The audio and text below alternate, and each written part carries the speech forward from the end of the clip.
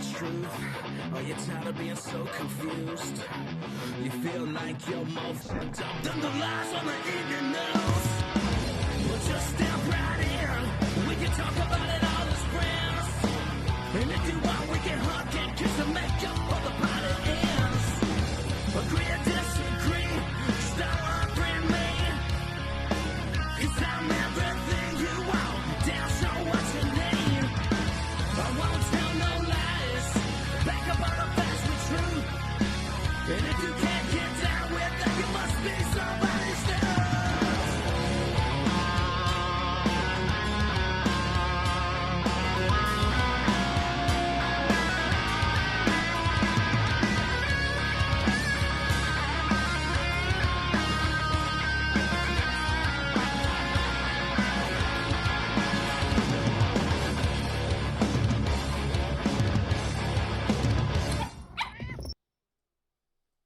Hey everybody, it's T.S. Dixon, author of The Woke Mind Viruses. And I want to tell you that I'm pleased to be part of The Dumb Show, the Don't Unfriend Me show that you can find every weeknight at 7 p.m. on social media at The Dumb Show or on their website, thedumbshow.com. See you there. Adjusting transmitter output. This is the Don't Unfriend Me show with your hosts, Matt, Leroy, Amy, and Olivia. Geopolitics, military analysis, and election coverage. Coming to you live on all major social media channels at The Dumb Show. Honest, direct, unfiltered. We can agree, we can disagree. Just don't unfriend me. What's going on, everybody? Happy Thanksgiving. Liv. Hi. How did everyone have I guess that's not the way it started out. I hope everyone had a good Thanksgiving. A lot of good food and turkey and stuff. We did steak and chili beans and yes. And what else? Did we eat cornbread? No, we had rolls. We had corn on the cob. Yeah. Each had our own little personal. Bobby says, Matt, so sorry for your loss. What loss? What Probably not us, I would think. Yeah, we're not talking about us. What loss? I'm confused. Maybe it's another Matt. There's no other Matt in chat. I don't know what Bobby's talking about. Is she that desperate to pretend that she's a hockey fan? How could you possibly be a Minnesota fan? And that was an overtime loss. I'm sorry we couldn't win 11 in a row. I'm sorry we've only lost one time in 24 games in regulation. Wow. Yeah, I'm sorry that the Avs are literally ahead of everybody by at least 6 points and most of the other teams by 10. Whatever will we do? Just being a smart ass. At least we have 48 goal cushion against goal differentials to go ahead and take care of us, or a 9.46 goals against average for our entire team. Oh no, whatever will we do because we lost in overtime? Oh no. We might only get 148 points this year. Oh, bummer. Ugh. Terrified. Whatever will we do? Geez, Bobby, maybe don't poke the bear. Probably a good idea. The Avs, what about, that's not a loss. It's an overtime loss. That's not a loss. Any hockey fan will tell you that it's not a real loss. No. That's not a real loss. The Avs have not lost a game this year by more than one goal. The Avs have literally led for 72% of every game they've played. They went into Minnesota, gave everything they want. I'm not worried about it at all. I'm not even upset. In fact, you can ask Olivia. I said, great, we got a point. Let's go. Yep. That's it. Got a point. Let's go. I didn't expect to win that game. So the fact that we got a point out of it, I'm fine. Don't talk hockey with me. It's like I try to tell people, even the best of friends, I take it way too personal and I get vicious. Like I will cut throats. Yeah. I'm not one of those people. It could be my mom, and I will just I do that anyway. But it is not a good idea to rib. It is not a good idea to mess with me with hockey. Nobody should. It's a stupid thing to do. It's just that's why I don't talk hockey with anybody anymore, because I don't know how to do it without taking it personal. That's just me. I'm learning. I'm growing up. But the Avs look good. It says, Olivia, it wouldn't be mad if he wasn't. If I wasn't what? What am I? Is it just starting everywhere? I don't know. We just I'm not got reading here. chat. All right, bye. See ya. We're out of here. We're leaving.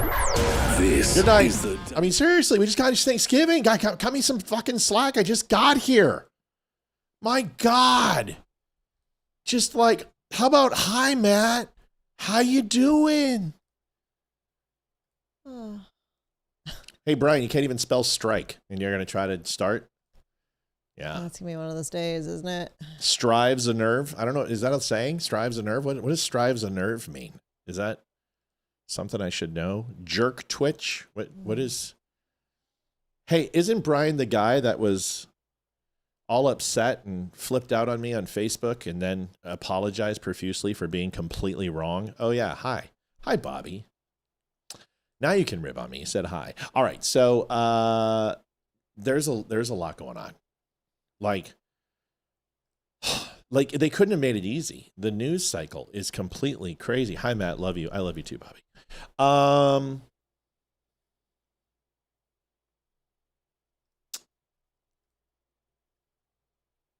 Sorry. I'm just wondering what you're doing. I'm going through all the emails because I got here late.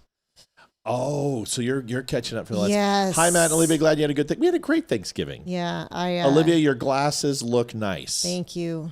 She couldn't get her contacts in because my eye. I don't know what happened. It's my left eye, and it's all. I mean, if doesn't you she look like Lisa Loeb? And I do. If you actually look at it, it's really, really red. The white's really red right now. I don't know what's going on. It's watery. So no contacts for me, but you look good. I do want to call out a few donations that came in late Wednesday and yesterday. So we got $10 from Frank Wood. Thanks, Frank. Appreciate that. Nice of Frank Wood to do that. We got $5 from Jesus. That's right. Shard. Jesus on Rumble. He's using PayPal now. Good. Perfect. Good, because PayPal finally paid us like 3 months later. Yep, we just got it. Yep. That's not it. PayPal's doing a quick review of our account. We got from Mr. Brian, said, Happy Thanksgiving. I'm listening to the Wednesday night show while the family is watching the parade. Thanks for the show. Yep. 2110.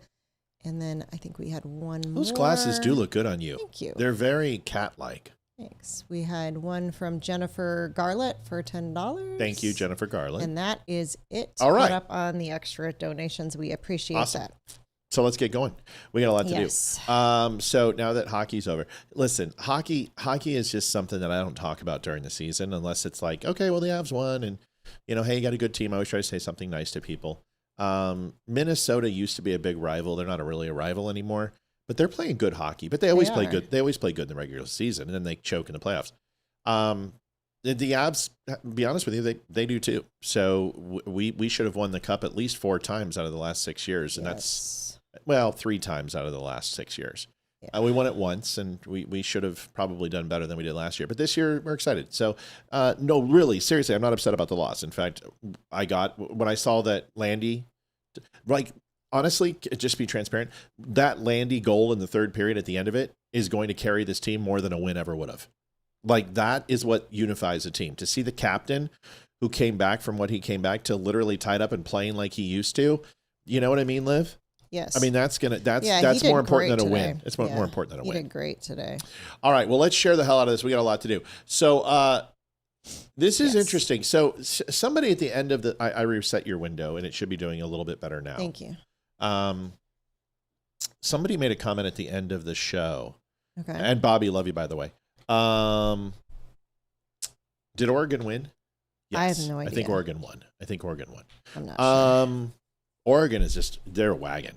There's so many like college football teams that are just spectacular. And Oregon every single year just constantly produces great talent. It makes me sick. Broncos are playing on Sunday. We're really excited in the house. We're pumped up. Ethan's pumped up. They're going to go ahead and play Washington Redskins, and should be a good game. All right. So now that we've covered sports, we haven't played yet. Oh, I thought you played last week. Was that Saturday? Was that long ago? It was. It was. They play tomorrow. Oh, it is only Friday, isn't it? Detroit, Michigan. Don't mess around with hacky. That's Northern slang. Do the Red Wings still have a team? I didn't know they still were playing. I didn't know they were playing. All right, moving on. Let's see. Listen, I was asked a really good question. Somebody said, hey, why are we talking about Candace Owens all the time? There's a reason why. It is because some of us work really, really hard. And Tim Pool said it absolutely the best. And like, I think Tim Pool has a certain style that Some people enjoy. I don't really watch Tim, and it's not because I don't like Tim. I just don't like his style, I guess. And I think that he interrupts people a lot, and he asks them a question and then finishes it for them. I don't really like that type of stuff. I like to hear the guests. I can go on and on and on too. So I get that, but it's a little bit different. I think Tim wants to be the smartest guy in the room all the time, and that's just age. And I think he's maturing and getting better at it. And I think in the next 5 or 6 years, he'll kind of set the standard, minus the beanie. But I do really enjoy. Just got notice the Broncos are without their star cornerback. Surtain? Yeah, Surtain wasn't expected. They thought he might come back, but they don't need him for this game. They're going to hold him off for another week. Yeah, let Surtain, cornerback, right? Yeah, defense. I don't know. I just know he plays for the Ethan! Broncos. Hold on. Hell no. I said Surtain's not a wide receiver. He's a cornerback. Ethan! Hey, Surtain's a cornerback, right? Yeah, I just said cornerback. Cornerback. Quarter and corner. Okay, he's not going to play this week, but that's fine. It's the Redskins. Hey, you don't want him to play this week. Why would you want him to play this week? You don't want him to play this week. Get him rest. Take Washington Redskins. Beat them. Broncos are favored, right? Okay, get out of here. Leave. Surtain's not playing. Leave.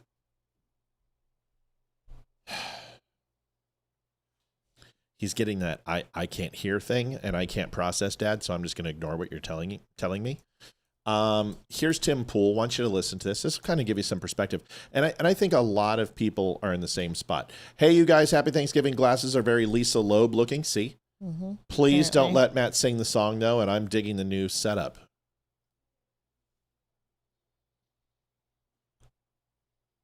Don't do it. I do. Oh my gosh. I sound better than you when your shows with guests are the best. I feel you could interview a rock and it would be interesting. Well,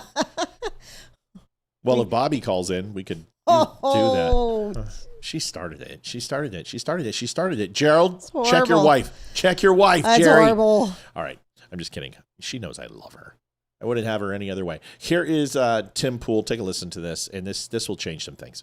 There's a lot of conversations that are happening behind the scenes with prominent personalities in the independent media space, libertarian, conservative, etc. And I spare drawing people into drama. That's why I'm not going to call anybody out. But I've been talking to a lot of people, and I've mentioned this over the past week or so. Everybody knows that views right now in politics are in the gutter. Okay. Candace is doing very, very well, though. Right. And I think, look, if you want to get my professional marketing assessment of this, you take a look at some of these prominent personalities, and I don't want to denigrate, so I'm not going to name them, but guys, I'm telling you this right now. Go on YouTube, pull up whatever conservative personalities that you've heard of, and look at their view count, and you'll see they've dropped dramatically. Yep. You'll all see Candace is doing pretty dang well. Yep. The conversation behind the scenes, everyone knows why. Yep. It's exactly as you've described. Yep. If people always need the next level, we've talked about this in the past about how they call Trump Hitler. It starts with saying, Trump is bad. Then Trump is racist. Then Trump is very racist. Then he's the most racist. Then he's almost as bad as Hitler. Then he's as bad as Hitler. Then he's worse than Hitler. Because if they write the same article, Trump is racist, nobody clicks it. So they got to give you it's the hit's got to get bigger. You don't feel it anymore. Behind the scenes, everybody is pissed off because they're like, I wish I was as evil as some of these people where I can just lie to get the views. But if you make a video where you're like, Marjorie Taylor Greene resigns, here are my thoughts. Everyone knows, bro, everyone knows Marjorie Taylor Greene's resigning. So why are they going to watch you over anybody else? As more people enter the space, and we're at the back end of a political year, which was this year is ending and it was a non-political year. Views are going to be in the gutter. Revenue is going to be down, and people are going to be feeling it. You got two choices. Stay true, dance with the ebb and the flow. Next year's midterms, views will start increasing for political content. I'm sorry, you got three choices.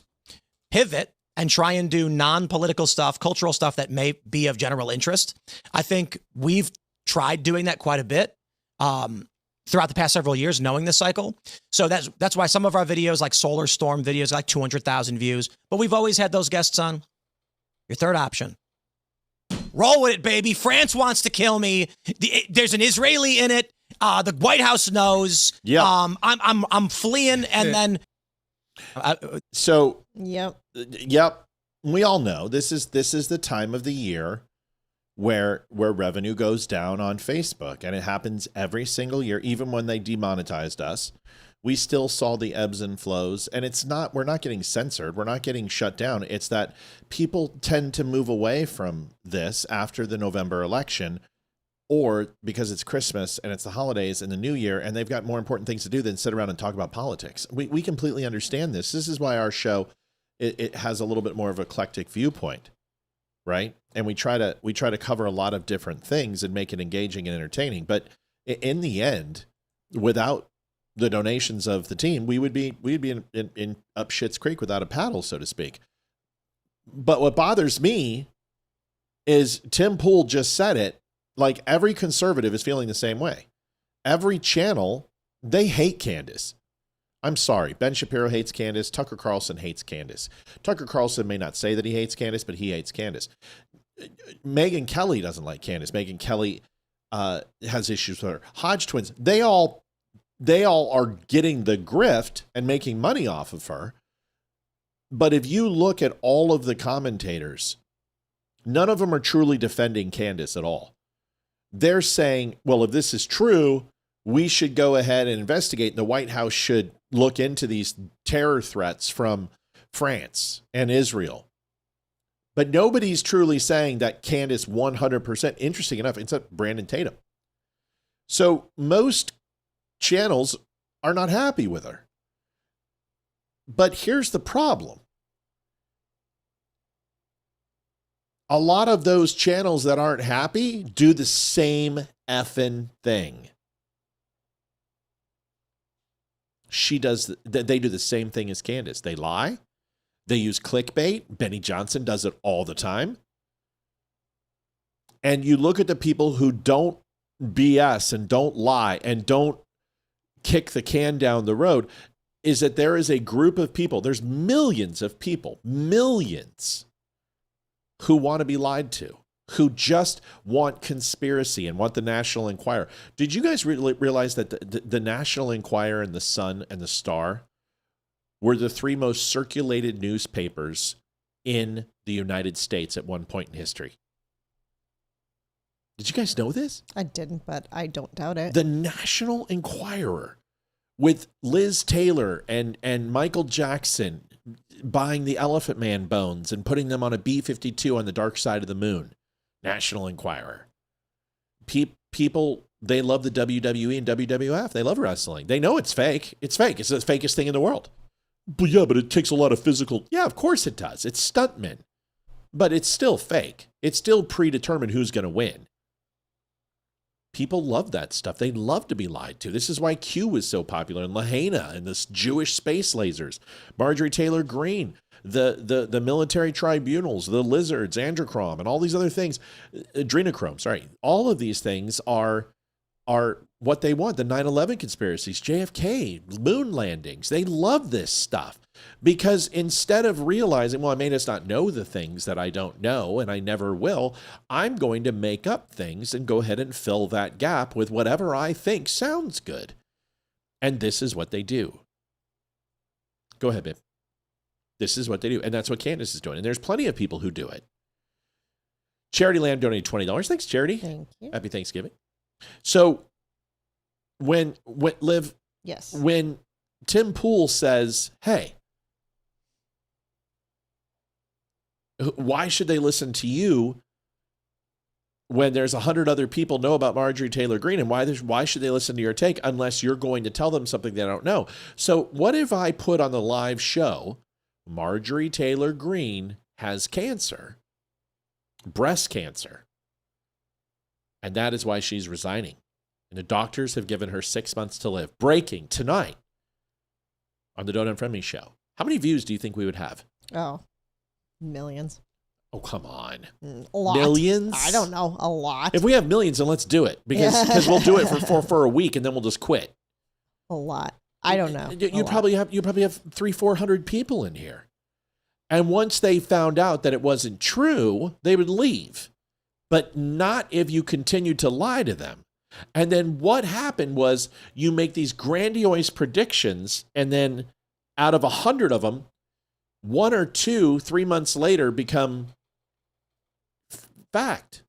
by accident, not by any real work. But when you make like Nostradamus made 1,000 predictions and people are like, 30 of them came true. Wow. It's an amazing number. Yeah, but if you throw enough shit at the wall, it's going to stick.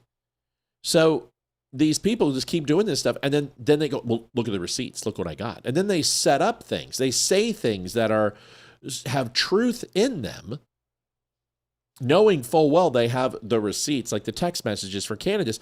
Now everyone's like, oh, she has all the receipts. It's like, yeah, but she's made like 100 freaking lies that none of them have come true.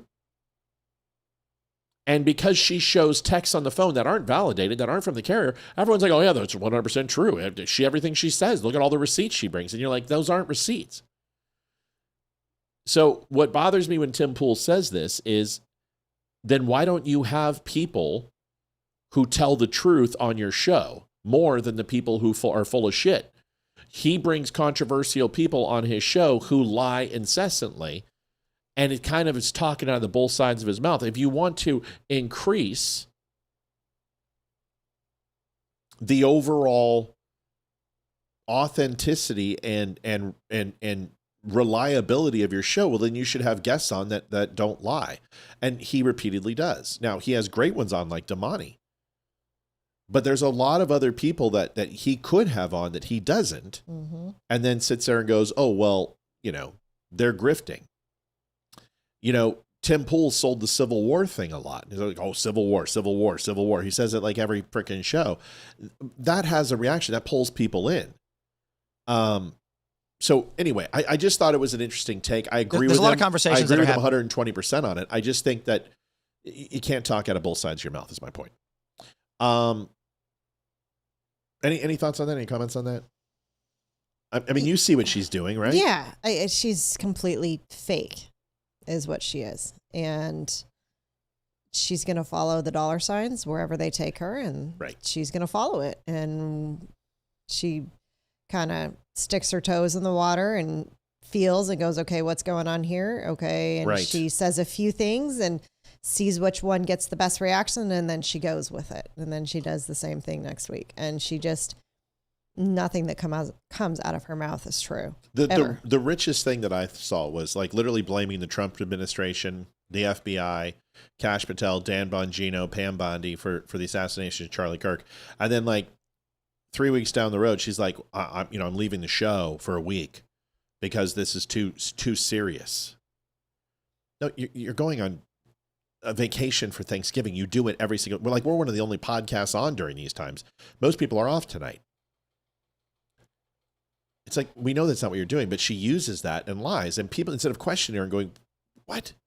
We know you take every Thanksgiving off. Of course you're not going because of Thanksgiving. It has nothing to do. You timed this in conjunction with you taking off, because now people are going to wait for you to come back, and you got them for another week listening to what you've uncovered. This is going to happen. She's going to come back and she's going to talk about something, and it's going to exponentially get larger over the next 4 weeks until she has to go into hiding for another week right around Christmas and New Year's.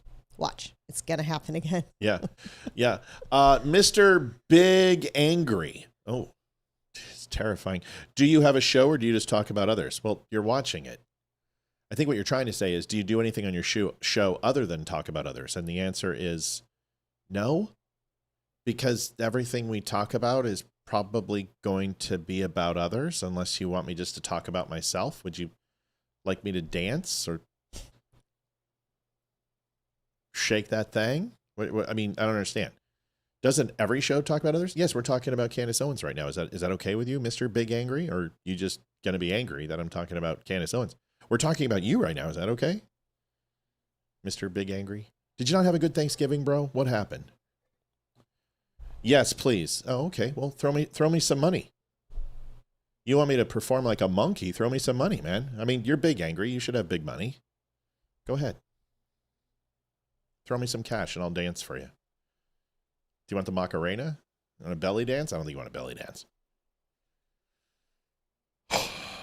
Do we have the poll in here that we can put up by chance? I know. We got to ask Yenny where she put that thing.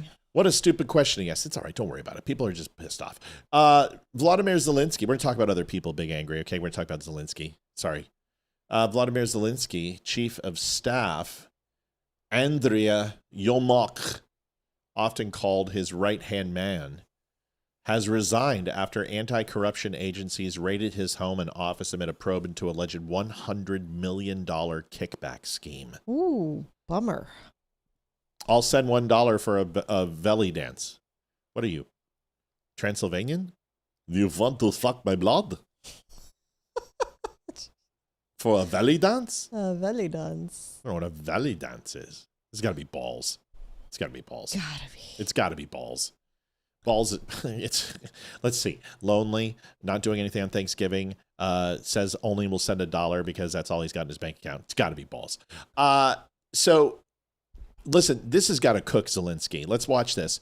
Zelenskyy came out and he said the $100 million and made excuses and said, well, because of this corruption, we have fired this guy and we're looking into it. But this has been long since rumored that the money that was going into Ukraine was being laundered and stolen, and misappropriations were happening. Remember, they had lost something, if I'm not mistaken. How much? What, 30 billion dollars was missing that the Ukrainians were given, and they couldn't find where it was. And in fact, how do you lose that much money? Right. And Zelenskyy even said, well, you've only given us this much. Where's the other $30 billion? No, man, you're just loud, dude. And everyone, it's not that your nonsense is high on the agenda. It's that everybody gets, we've been mentioning everybody's comments. That's what we do here at the Don't Unfriend Me Show. See, unlike other shows who are afraid of people like you, I actually welcome you people because I love spanking you with your own penis. So you can come on and do it. I already know who you are. So see ya. It just sucks. You've been banned on every platform you've come on. It's embarrassing. Are you going to cry again? You're going to go on my page and go, I donated $1. Why don't you like me? Because you're a twat. Moving on, here's the video. Enjoy this. Extraordinary development, and it's only just emerged in the last few minutes. But since this morning, when anti-corruption officials raided the home of Andriy Yermak, there has been an expectation of some kind of movement on this. How can the president's right-hand man, his chief of staff, be... Wait a second. Mike Rowe manscaped his man area live for $1,100 donation for his charity. It was funny. I'll do it. I'll do it right now. $1,100. I'll have Olivia go get the clippers, and I will absolutely, absolutely manscape. Now I know Mike didn't show everything, but I'll do it with a towel or something. I'm down. $1,100. I'm down. If Mike Rowe can do it, I can do it too. Tell you, it'll be the deadliest catch. Touched in whatever way by this corruption probe that has dominated headlines here in Ukraine for the last few weeks, without President Zelenskyy taking some kind of step. In the end, the president didn't have to. He has actually released his nightly video. Thanks for Wendy for subscribing. In which he revealed that Andriy Yermak has submitted his resignation. There's no suggestion of wrongdoing yet in terms of allegations directly towards him. But clearly this does not look good, having anti-corruption officials at his home. Yermak earlier in the day said that he was cooperating fully with the investigation. There was no comment on exactly what the investigators were searching for at his property. But this all comes on the back of Ukraine's two main anti-corruption agencies launching an investigation into a plot linked to the State Atomic Energy Agency about contracts worth $100 million through kickbacks and laundered money. You've already had the senior businessman who's also a friend of the president, who's actually fled the country. He's alleged to be the ringleader of this plot. You've had the resignation of two other ministers too. And now the most significant event of all, Andriy Yermak going. And just to remind people of who this person is, he is widely regarded. He is seen as the second most powerful person in this country ever since Russia's full-scale invasion. He has been at the side of the president. He is the man who has been leading negotiations with the Americans around all this, these sort of attempts at peace talks with Russia. We saw him just last week in Geneva, where he was leading the Ukrainian delegation there with the US Secretary of State, Marco Rubio. So it is a huge blow to the president and his authority that he is losing this man. But actually, if you speak to anti-corruption activists, they will all be applauding the fact that that Yermak has stepped down. Speaking of blow. Holy freaking cow. Spit it out, Junior. Oh my gosh. Learn to effing talk. It just my God. Droned on. Monotone, droned on.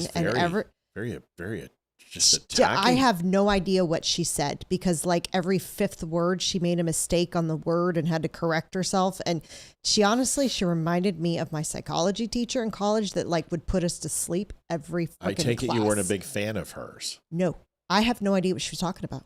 All right. Well, seriously, I'm like, so like what?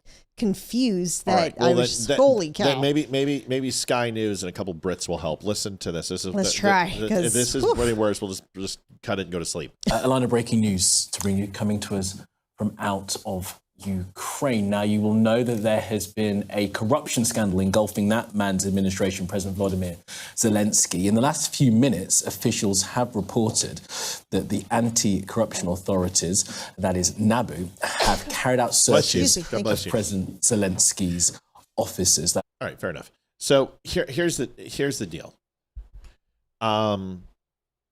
Let's say that J.D. Vance was doing $100 million deal with Poland and stepped down as vice president. No matter what is said about there's allegations, but there's no wrongdoing as of yet. Every single person would know what? That he was doing something. Right, that's all you got to say. This guy was literally Zelenskyy's handler. And the fact that the level of corruption runs so rampant and is so high, you have to ask yourself the question, well, was American monies involved? And the answer is most assuredly yes. So this is a pretty big thing. And in my opinion, this kind of cooks Zelenskyy on the national stage, right? I mean, do you think any politician is going to go ahead and give him money when there's that level of corruption, when we already know the Burisma situation that took place? We already know that the accusations of Democrats saying that quid pro quo took place with Donald Trump. But now we're seeing that the golden boy, who was literally draped in a Ukrainian flag as Kamala Harris and Nancy Pelosi held up a Ukrainian flag in the state legislature chambers, in the House, in the People's House, and draped a Ukrainian flag over this guy. They're kind of left with the bag on this, and they're looking pretty stupid. And this is just demonstrating more validation that the Biden administration was corrupt as hell, right? I mean, does that change anything? I never doubted that they weren't. They always were corrupt. I mean, look at how he was as vice president. Look at how he was as freaking... Well, I don't even know what he's senator, Congress. I don't even know what he was. Biden. Oh, yeah, Biden, senator. Yeah, for a long time. He's been corrupt his entire career. Well, the question is, where's the money? Exactly. Where's that $30 billion that Ukraine's like, we didn't get? You know, remember when they got like that $120 billion relief for Ukraine, Russian war? Mm-hmm. And then Zelensky's like, we never received 70 billion only, 70 billion. It's like, that 50 billion. Where's the 50? Your pocket. Where's the rest? Little 10% for the big guy? Yeah. Anyway. Yeah, like, hopefully this is over. Hopefully he's cooked. I'm so sick of giving money to Ukraine. Yeah, and I'm sick of giving money to Israel. I'm sick of giving money to everybody. But there are decisions that we need to make. There is no benefit for us for Ukraine. For Ukraine. None unless we're going to take over the country. And, give us mineral rights and give us everything. Okay, that's fine. Give us the things that Russia wants, but there's no point for us to be there. This whole thing with NATO, everyone's like, oh, well, they're going to attack Poland. There is no indication that that Putin is going to go into Poland. That's just kiss of death. It's just every single allied nation or NATO nation is going to attack Putin. It's stupid. It's cutting his own throat. He's not that dumb. It's just like he's not going to attack Sweden and Norway and Finland and everything else. It's not what it's about. There's been a civil war in that country since 2011, 2014. Zelenskyy was installed by the U.S. government. Putin feels the pressure. I'm not defending Putin. I think Putin should drink some tea with some arsenic in it. But let's stop pretending that his country doesn't feel threatened, because it does. And it has every right to, because it is. NATO is an affront to Russia, and that's what it's designed for. Everyone's like, oh, come on, why are you worried about NATO? Nothing wrong with NATO. NATO's entire existence is to obliterate Russia if it crosses demarcation lines. So that's its purpose. Its purpose is to destroy Russia. That's what NATO is there for. So you can't have a Germany again where all of a sudden Poland and you blitzkrieg into France and half of Europe is overtaken by the Germans. They don't want that to happen by Russia. So pretty simple. Of course, Putin feels threatened. Anyway, I'm sick of it. National Guard is rounding up black people and putting them in detainment camps. I don't know if you guys know this, but there is a huge riot/protest going on in New York City. There's stuff going on in Washington. There's stuff going on in Chicago. And they are now using language like this after the Afghani national came to the United States in 2021 under Biden and the CIA, working with the death squads. We're going to talk about that in a second. He was working with the Afghani death squads. And we bring him into the United States. Just wonderful. Here is heightened tensions going on with these comments. We believe that the National Guard and the military occupation is the first. Yeah, okay, so that's right. Did I say billion? I meant million. We sent 170 to Department of State, then went 100 million to USAID, who sent 50 million to Zelenskyy. Right, that's the one I was talking about, not the billion. I apologize. Sorry, got a little ahead of myself. First step into rounding black people up and putting them in detainment camps here in Washington, D.C. and around the United States of America. We believe that. Just like you must be working with the lady who believes that there is hair racism in the United States. No, that's Candace Owens' father right there. So he believes that they're apparently the National Guard is rounding up people and putting them in. Where are these camps? Where are these camps? You know, people keep saying that ICE detains Americans on occasion and veterans. That's what happens. That's their job. It's not just detaining people because they're illegal. You have to understand you can obstruct justice too. You can be told to move. You could be protesting in a situation on property that's federal or state ran, and you're being removed, or you're hindering the safety of the ICE agents. There's plenty of reasons to be detained. But these people are taking it to an extreme. Here are some of the riots that are going on. And this is just insane. This is outside of City Hall in Philadelphia, and you and I know how much we love Philly. Oh right? Yeah, Philly's my favorite city ever.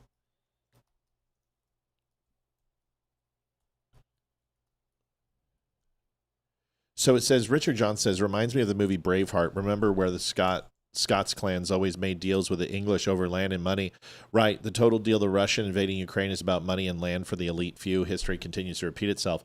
Right. And then they would go ahead and they would get titles of nobility and land, and then turn around and they would show a big level of force, and then turn around and go home. And yeah, the rich got rich. Michael, whatever, says, okay, fascinating name, but juxtaposed with 4 phrases of a lawyer's. I don't know what you're talking about, dude. Mel says, doesn't look like a U.S. flag flying behind them. Nope. No, it did not. Oh, ban Michael. It's balls. I got him. You got him. Burning American flags, flying the Palestinian flag in Philadelphia. There's a flag in Tunisia. Wow. So happy happy time because this is going on. This is Palestinian protesters just stormed through the Zara store in New York City and pushed out Black Friday shoppers. Robert Marlar donated $20. Thank you, Robert. Appreciate you doing that. Thank you so much. These people, like, I got to take. I'll get yours in a sec here, and you can tell me what you think.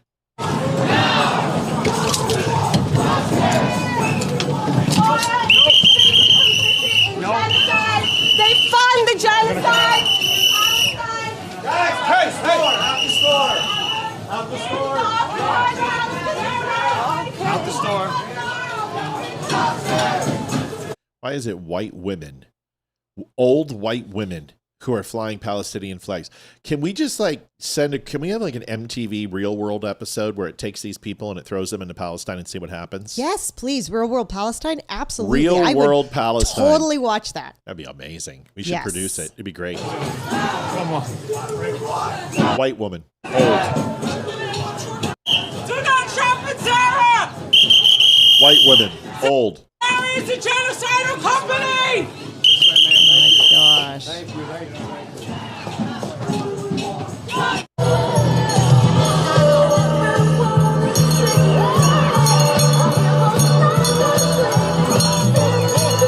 I'm going to get a copyright strike for that batshit crazy Mariah Carey. Liv, I thought we were done with this. Wasn't there a peace deal in Gaza or some shit? I mean, didn't we kill them all or something? I mean, what is... I don't understand. Well, they're not done. They're burning shit down. They're rioting everywhere. I don't understand for what. There's a peace deal. I mean, it's over. Well, look at this. This is New York. New York. It's rushing, making arrests as Palestine protesters crash the Apple store. I've been there. Here it is. Apple don't mess around. Which one? Grab her. This guy. Grab her. Get off of her!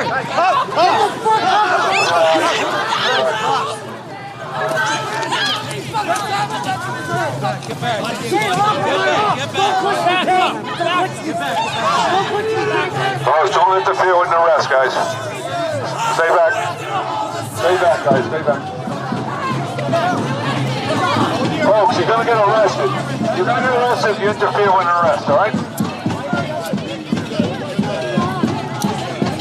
Hey, I'm sorry, but the guy was coming up and touching officers or whatever, all right? To the protest. You're hurting them! Yes, that's the point. You're hurting them. Yes. Good. Yep. Michael, United States Air Force veteran, says the American flag represents the people. The American dollar represents the government. You notice they are burning flags given to them and not their American dollars. That's a good point. It's a good point. Well said. Come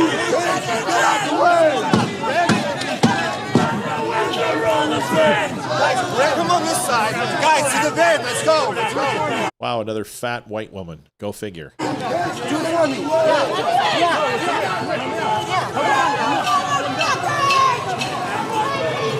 Dude, just hit a trash can with him right in the head. Just seriously. Oh, whoops, sorry. Oh, sir. bummer. Didn't mean to hit that F-250 truck. Oh, you had a chance. Bummer. Come on. The bar is right there. Come on, raise the bar, buddy. Raise the bar. Talking about lowering the bar. Okay, let's try this again. Took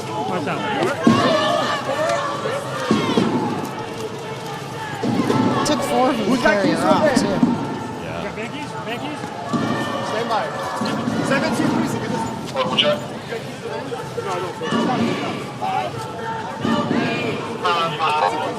I am so sick of no justice, no peace. I'm so protesting is a right. You know what? Maybe it shouldn't be. I'm sick of it. You have a right to protest. You have a right to be an idiot. You're just stupid. You're not doing anything. All you're doing is pissing people off, blocking traffic, gluing your hands to the ground. This isn't going to change anything. Honestly, if I was the Jews, I would kill more of them just to fucking piss you off more.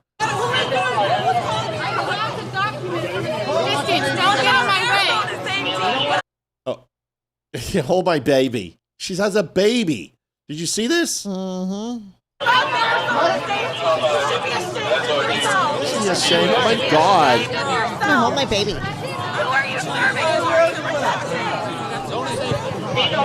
Zone of safety.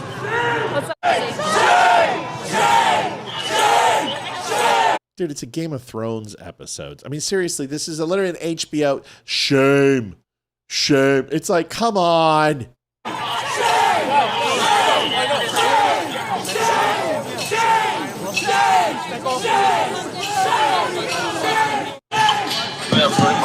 Can I tell you what you do? Would you like to know? Yes. How cold is it there in New York right now? Give me an idea. Yeah, no, don't look. Don't look. I would say it was probably like 35, 40 today. Maybe. Lower. It's more north than us. So okay, it's going to be 27, 32. Probably 20 something. Okay, yeah. great. 32 degrees. This is what you do. You go out there. You don't use a water cannon. You just have one of those big ass hoses that literally just rains, like they use in movie sets. You just spray it and soak them. Get them covered with, what are they going to do? They sprayed us with, they drizzled water on us. They throw water bottles, they throw shit, they throw fire, or shoot fireworks. Get them soaking wet. How long do you think they're going to last out there? Not long. 10 minutes before hypothermia starts to kick in. Then if they sit out there and they die and they get hypothermia, you're just like, well, bummer. This sucks. If they get frostbite and lose a finger or two, you're like, well, sorry, we have cops who lost eyes and lost their hearing from fireworks and lost digits. But seriously, just spray them with water. You want to stop every riot, and then you got to figure out the summer and the spring. You know what I mean? I mean, kind of in a, I don't know what you're going to do there. Yeah, I don't know. It's hard in the summer. But the winter's easy. Like the winter's easy. Just spray them with hoses. Like not high powered hose. Come on. What else could you do? Like, oh, I know. You could throw soap at them. They don't look like they bathe regularly. You know what I mean? So like spray soap and water. Right. Yeah. Spray soap and water. That'd be pretty good. Holy water from the local church. Oh, bless them. That's what you could do. You could have a priest out there, but they hate religion. They'll run like crazy. But right now, spray them with water. You just solve the problem. You don't. A truck and 2 guys. That's all you need. You know how much money the city would save? That's what I would do. Can you imagine? Free Palestine. Screw this. I'm going inside. That would be funny. 92% of Biden's entire presidency just erased. Are you cold? Mm-hmm. The fan's not even on. I don't know. I'm cold. All right. Folks, $40 is where we're at. We're going to move into another segment when it comes to bombshell. 92% of Biden's entire presidency just erased. Massive illegal auto pen scandal wipes out nearly all orders. This is what Trump says. Any document. By the United Let me read it to you. Any document signed by Sleepy Joe Biden was with AutoPen, which was approximately 92% of them, is hereby terminated and no further force of effect. The AutoPen is not allowed to be used to approval specifically given by President of the United States. Exactly. I want to hear. Then I want to get your opinion on this. Okay. Because I don't think he can do that. I mean, he may want to do that, but I don't know if he can. Let's listen to it. Bring in the French farmers with their manure sprayers. Yeah, but that's not gonna piss off them. They all smell like that anyway. They smell like that. They're just gonna be like, "Did Jenny get here?" Here it is. I'm going to read you exactly what he posted. He said, quote, any document signed by Sleepy Joe Biden with the AutoPen, which was approximately 92% of them, is hereby terminated and of no further force or effect. He says the AutoPen is not allowed to be used if approval is not specifically given by the President of the United States. He also says in that post, quote, I am hereby canceling all executive orders and anything else that was not directly signed by crooked Joe Biden because the people who operated the AutoPen did so illegally. He goes on to say in that post, Joe Biden was not involved in the AutoPen process. I know what he's doing. And if he says he was, he'll be brought up on charges. This is genius. What's he doing? You know what he's doing. Think about it. What's he doing?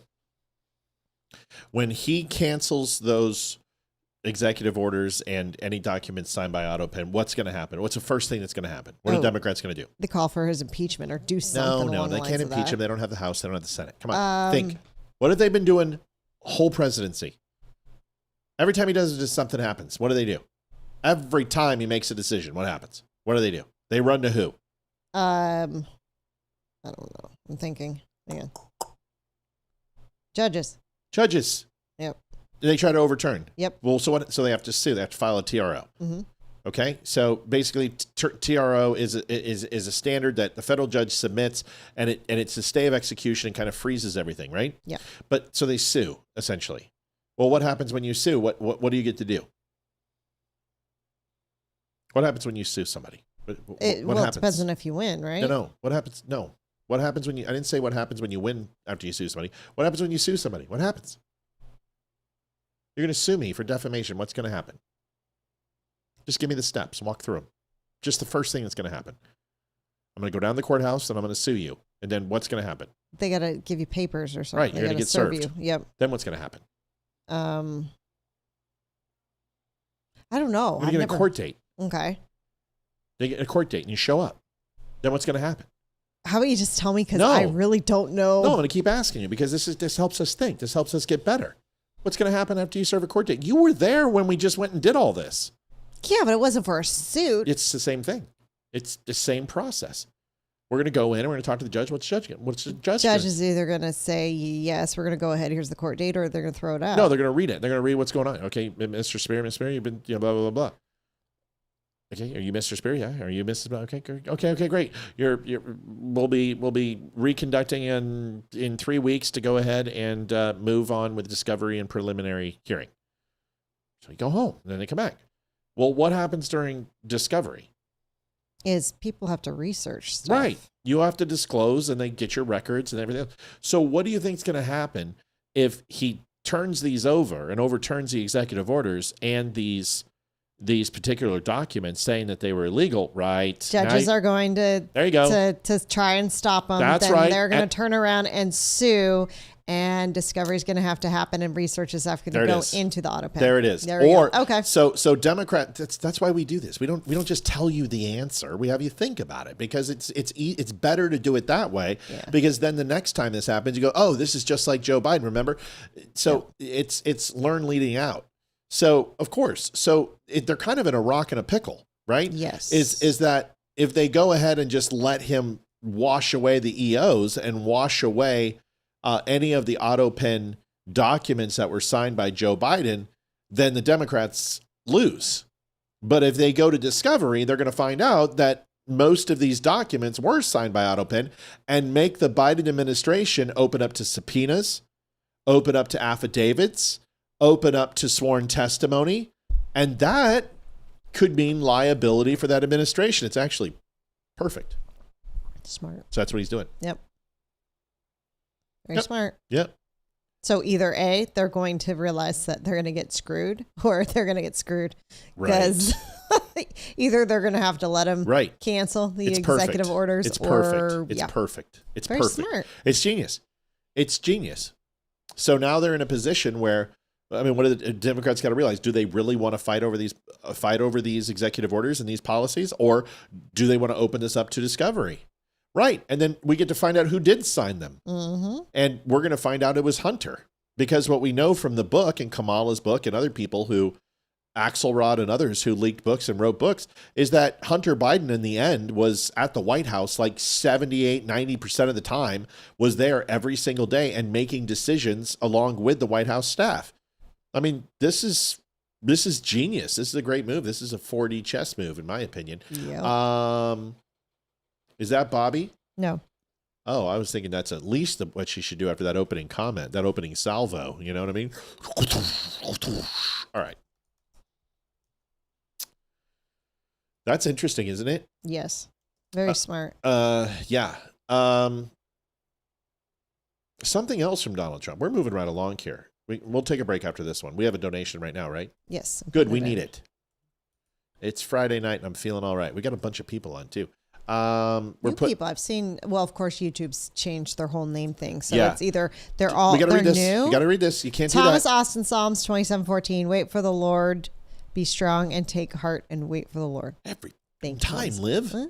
It's like, here it is, making this as hard as possible. 81 on Facebook, 51 on YouTube. Frick, YouTube's going off lately. Great to see. Yes. Very good to see. Thanks for calling that out for me. Oh, Matt, you love me. Totally. 120%. It's all love. See? Nobody talks about the avalanche without me getting pissy. Who sent me? Oh, it was Elizabeth Hall. Sent me pictures. Yeah. Oh, you got them? I got them too. Did you say, oh, you got them? I said, oh, did you get No, you got them? No, you didn't. No, you didn't. Say, oh, no, you said, got them. You said, oh, you got them. I didn't mean to say yeah, that. I was like, okay. You sound like, what's her face? What's her face? I don't know. Come on. What the hell? Why can't I think of her name? The black legislator from Texas. Oh, Crockett. Yeah, Jasmine Crockett. So here, this is so stupid. They never let me do this. Here is Elizabeth Hall. She says she was wall posing. Yeah, she did. She's like, I did the wall walk. I did the wall walk. She got her new jacket that she won on the show. The other picture is actually pretty cool. Oh, I know. I'm putting them both up. Yeah. She won a jacket. And then Tamar, right? And Tamar, yes. Tamar wanted 2 autographed 8x10s pictures for her present, and we did that for her.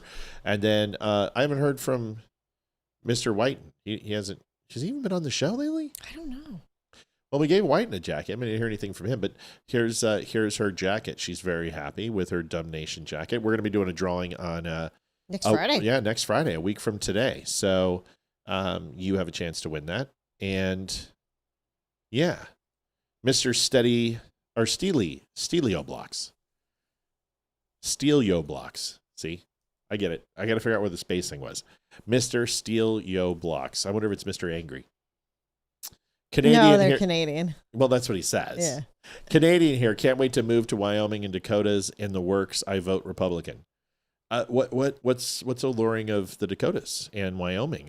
We lived in Wyoming. We can answer that question for you. There's only one place in Wyoming I would live, and that's northern Wyoming. I would never live anything northwestern Wyoming. Northwestern. No more eastern. No more near Southern, Yellowstone or Jackson Hole. Colorado border. You might as well just go to Colorado. It's just or Montana. And that's a pit too. So anyway, congratulations on your jacket. Let's go on to the next, and then we're going to take a quick break. So this just in, Donald Trump raised $33 billion in tariff revenue, which is, I had to check it twice. That is a shite ton of money. For 1 month? Yeah. $33 billion in tariff revenue. So, you're talking 333. You're talking 1/3 of $1 trillion raised in a year. That's not too shabby. That adds. Is that a month? Yeah. Okay. Month of October alone, just Got it. October. That's crazy. This is only a few seconds long, but it's good enough to take us into the break. And then I realized I thought we had more to talk about tonight, so we're going to have to make it work. What? He said oil-filled Mechanica 20 years in Alberta, Texas too hot, Colorado too Democrat. Yeah, so Wyoming, true. Dakota. My brother works in the oil field on cranes in North Dakota. Yeah, nothing wrong. I'm kidding. There's nothing wrong with Wyoming.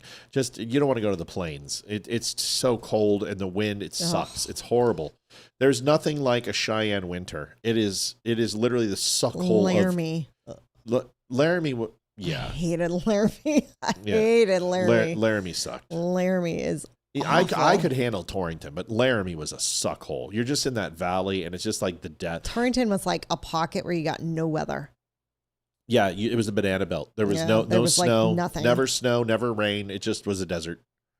That was it. There was never rain. It never rained there. I don't think it rained once when I was there for almost 2 years. Do you remember ever raining in Torrington? We had a couple of things, but nothing much. Never. That's a lie. I mean, Fake I only news. lived there for 6 months, so I don't know. And we were in the bedroom most of the time. Let's be honest. First 6 months of that relationship was a lot of bedroom time. Moving on. Here is the video. President Trump says that he relied on his tariff policies to make all of this happen. In October, tariffs brought in $33 billion. That's a 316% increase from October of 2024. Now, President Trump says that he relied on his tariff policies to make all of this happen. In October, tariffs brought in $33 billion. That's a 316% increase from October of 2020. That's pretty impressive. And listen, a lot of people are like, oh, well, those are taxes. Listen, prices have increased on food. We understand this. It's gone down on some things. It's increased on others.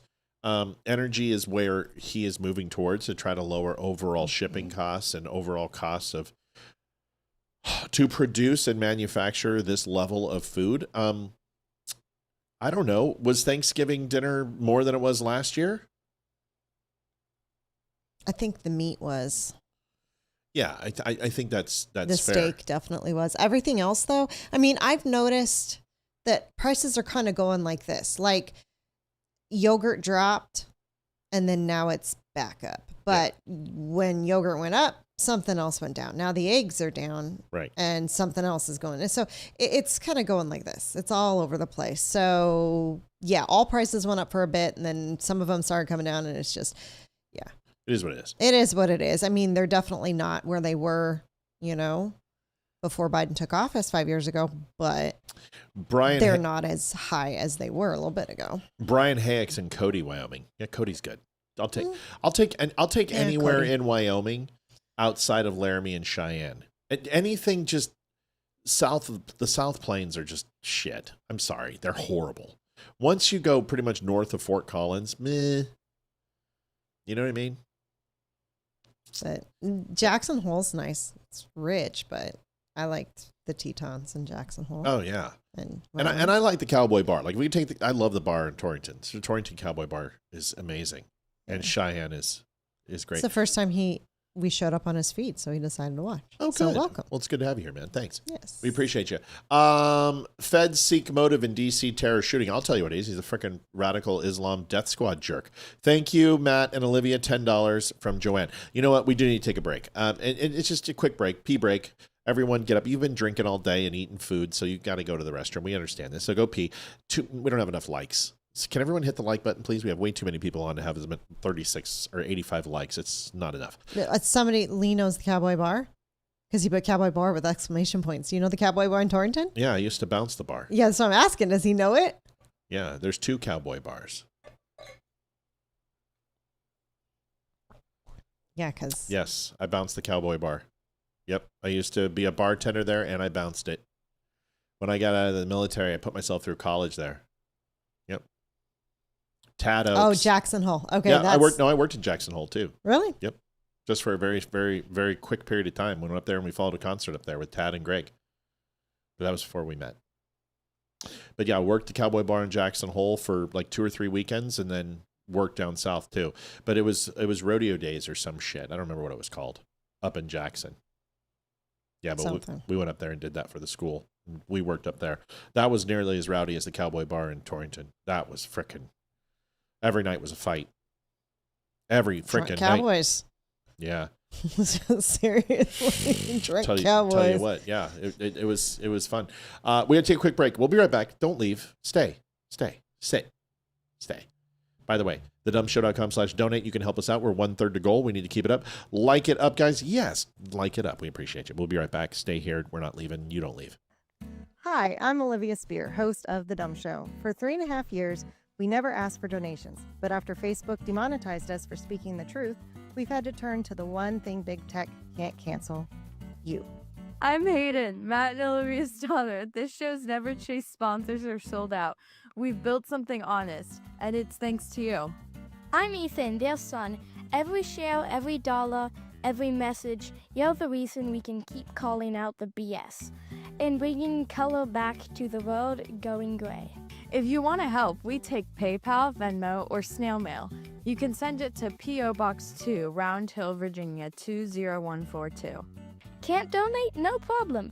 Just share the show with someone who needs to hear it. Thanks for helping us stay loud, proud, and completely uncensored. You can donate at thedumbshow.com/donate. You know what happens when you turn the dial harder? You can make a harder grimace. The harder you grimace, the more effective it is. You tighten it so frickin' I can't do it. I can't untighten it. That's what she said. That's what she's... Oof. Coming in with it. Pound it. Pound it. Pound. Child Good for you. 15. Ethan, you look like a hippie. Totally tubular. You know this is recording, right? Okay, let's go. Smile. Donate. Don't start with me. Donations. Every time you don't smile, I'm gonna punch you in the ribs. Donations.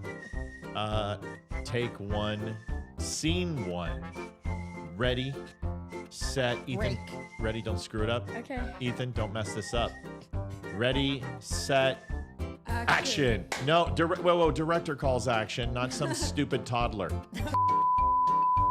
But we've built something. There's no but there. Why do you've been doing this since you were 2 years old? Try it again. Just share the show with someone who needs to hear it. He's so much better than you at everything. Better than Hayden, he's just like, even, it's just, go ahead, Hayden. Thanks for helping us stay loud, proud, and completely uncensored. That's a wrap. Well done, Spear family. I bet we make no money. But I'm gonna owe them money without. Hayden, do your thing again. Oh yeah, cut it. Baby shark, doo doo doo doo doo. Yes, thank you for keeping us in on whatever. You know what it's for. We appreciate it. $300 is our goal. We're looking to hit that. We've got about $200 to go. We always hit it. Everybody always makes it happen. I don't even know how long it's been since we've missed it. I just stopped counting. So we appreciate you for sure. Yeah. So Celia was like $9 for a dozen eggs and $11 for a gallon of milk in Canada. Wow. That's like Hawaii. And I thought our eggs were That's Hawaii numbers. expensive. I'll tell you what, maybe Canada should stop, just figure out a trade deal with the United States and Carney could stop being a jackhole. Yeah, might be a good idea. We love our Canadian viewers here. We have a bunch of them. Yes. And I even wished my Canadian people. You got to read this one correctly. Bubai Ricard son says, You got to do it right. You have to do it right. Do it right. Q-U-A-sick. Q-U-A-sick. Love you. I don't know what that means. Quack, quack. Quack, quack. Quack, quack, quack, Mr. Ducksworth. Quack, quack, quack, Mr. Ducksworth. So that's expensive. $11 for milk. That's Hawaii prices. Yeah. Well, I mean, milk's definitely not that expensive. We pay, depending on, anywhere between $4 to like $4.40 a gallon. That's expensive too. Milk is ridiculous. We shouldn't be drinking milk. Why are we drinking milk? We don't do the organic anymore. We used to for the kids. Yeah, I know, but we shouldn't drink milk. But the human body does not need at our age. I like milk. But man, the eggs were almost up there. I was paying almost $10 for 18 when they were super high. Thomas Austin says, but those are Canadian dollars. Oh, that's why. So what is that is for here? Yeah, I don't know. You gotta look at that. What is Canadian dollars? Look. Let's find out. Let's find the conversion rate. It's probably $1.34. Let's find out. Version. Let's see. $1 Canadian dollar equals 71 cents. So a 29 cent differential. 29 cent differential. All right. So conversion rate is 31 cents. For every dollar you would owe Canada $1.31. $1.29. Okay. $1.31, whatever it is. $1.29. So like I said 135, 134. Yeah. Okay, fine. So that's still high. That's like what, 850, 875, 825?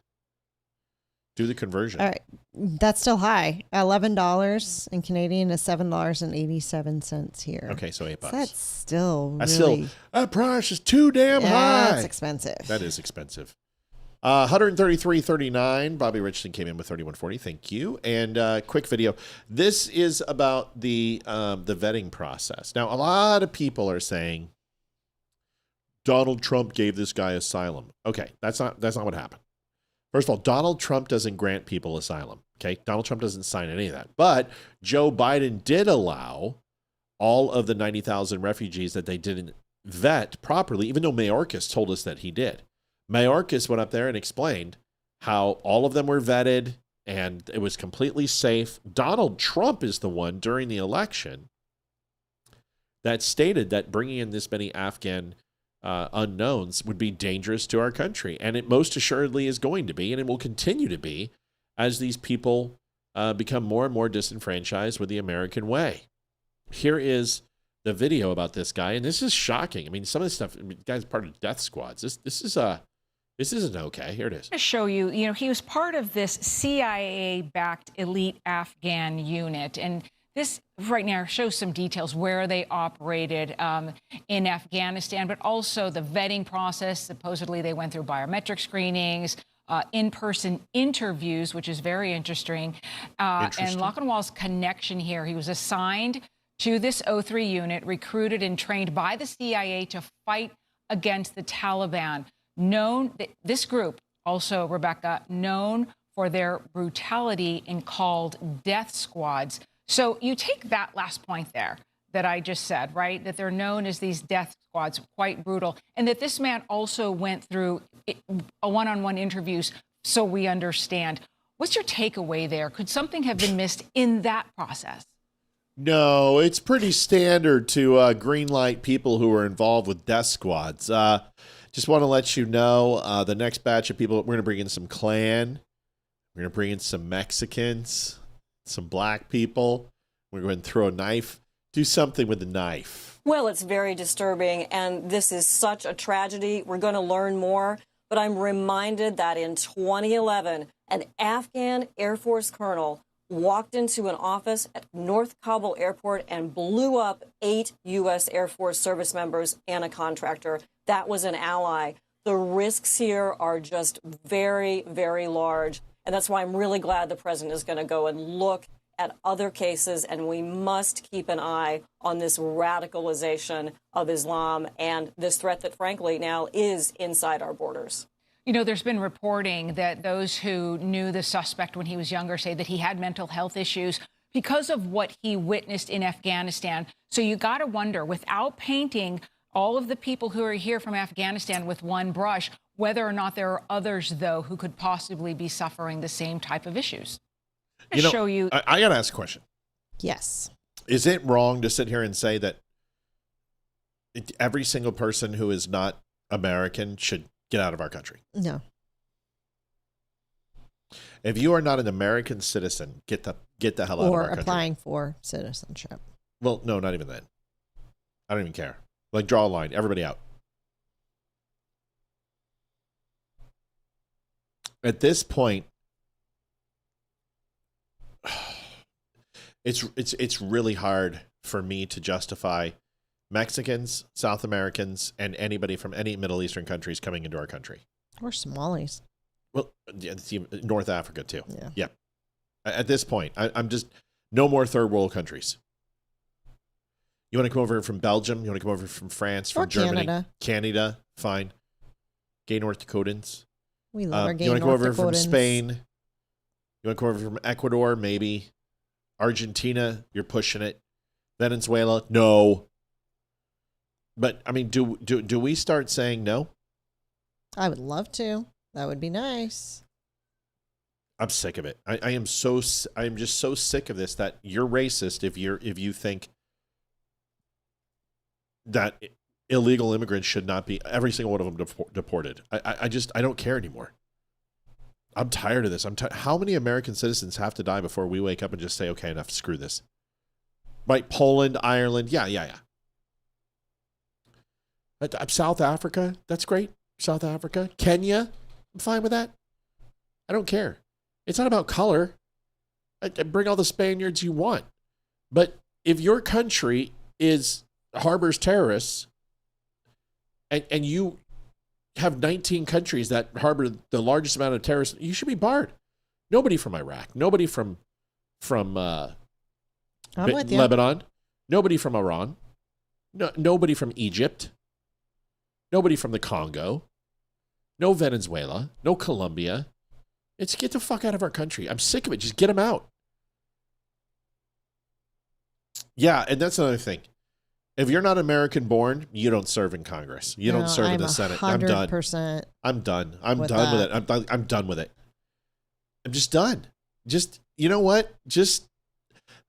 I am not a racist human being, and I don't believe in white power or white nationalism, but there is being too open, too accepting.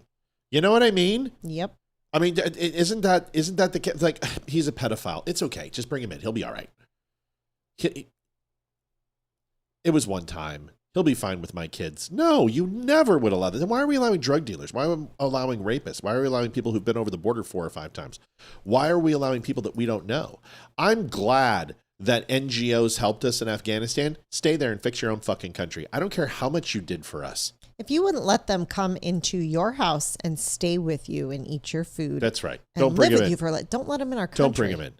Don't bring them in. You wouldn't trust them around your kids? Don't bring them in the country. No. Listen.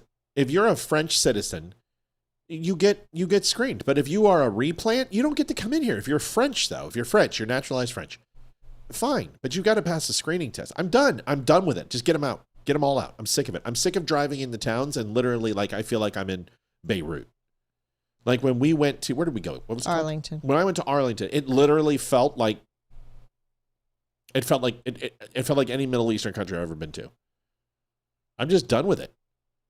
And it has nothing to do with race. It has nothing to do with, here's what it comes down to. You're an inferior human being because you live in an inferior environment. I'm sorry. Your standards of life, your moral codes are shit. That's it. It has nothing to do with your color. It has nothing to do with your religion. It has everything to do with that you are a vagrant. You are a lawless human being. And you are in a third world shithole. And your standards of living, from bathing, from your work ethic, to what you will accept that's morally okay, the way you treat women, the way you treat children, I don't want you in my country. Maybe I've turned into a racist. Maybe that's what it is. But if that's what racism means, then honestly, I'm okay with it. I really am. I'm okay with it.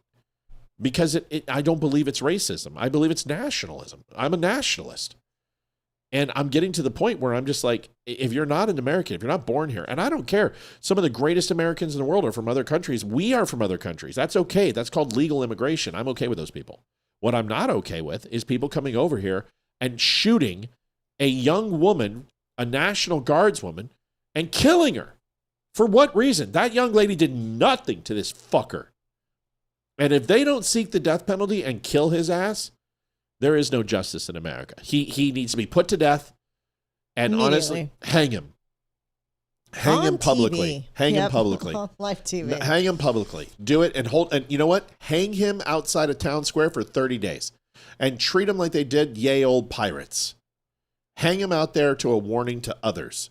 You do this shit in our country, this is what's going to happen to you. I'm tired of this. Mel, what do you think? Well, that's what they do to all the people that they think are dissidents or whatever in their own countries. They take them out and hang them in the public square, right? Execute them, yeah. Bury the women half in the ground, stone them to death, whatever. But they're bringing this shit to the Western Hemisphere, and the bleeding hearts are like, oh, well, these poor people. No, they're not poor people. And as all the other places in the world where I'll call them Muslims. I'm not going to say Islam because Islam's not a religion. Muslims are religion. Islam is the hierarchy. But just anyway, say Arabs. Okay. Anyways, they pray in their mosques. They don't take their carpets out and put them in the middle of the freeways and in front of Catholic churches and whatever other denomination synagogues and pray in front of their churches.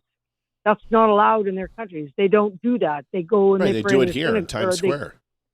Exactly, and that's what the whole thing is. It's called. They know how weak these gray-haired old white ladies and whatever like me are going to. Oh, well, these poor people. Whatever. They're doing this. This is purpose. Right. This is not allowed. Projection. It's projection of power is what it is. It is. And that's why they're doing it in Times Square. And they brought out, thousands of them in Times Square. They do it because they can. Exactly. And it's normalization. And listen, I don't care about, I have no problem with the Muslim religion. I really don't. I think every religion has done atrocities and bad stuff, and every part of every religion that I'm aware of has some really negative shit in their historical records. But the only difference is that Christians aren't going around and slaughtering people we kind of figured this out during the Crusades, right? But even that was against the Muslims and against the Moors. And the treatment in the Crusades of the Muslims and the Moors was absolutely barbaric, from removing tongues and cutting off hands and genitalia and quartering but people. They're still doing it. I know they're doing it. They're still doing it. So it's not the religion so much as the barbaric heathenism that associates itself with a religion, because they're coming from third world countries. These are complete shitholes. Exactly. And the thing is, and these imams and the ones that are wandering around like Houston and whatever, threatening the bodega guys, going, you can't sell lottery tickets and booze and cigarettes, whatever. Right. And they're going to shut you down, whatever. This is the intimidation, and they're getting more bold. And until people stand up and say, F you, get the fuck out and get these carpets off or whatever, because if you can't start them, I'm going to start them on fire. Because they can't do that in their own countries. So if you go to Qatar or Abu Dhabi, you can't do that. They don't pray in the streets. They pray in the mosque. It's not allowed on the streets. Yeah, well, it's the standards. It's what's good for thee, not for thee. Real quick, SD, thank you for your Super Chat for $19.99. Yeah, you can always donate through Super Chat. We don't get those for 30 days, and the $300 that we do on the nightly, on the weekdays, is really to do the run of the show for the live show, pay for the servers, pay for the software and everything else to run the show. So if you want to, we have our own pay server. Everything's 100% secure. It's all through PayPal, Venmo, Apple Pay, credit card, debit card, everything. It's 512 megabits of encryption. We've done 10,000 transactions. It's at thedumbshow.com/donate. You can go there and click however you want to pay. You can mail it in. You can Apple Pay, credit card, bank, whatever you want to do.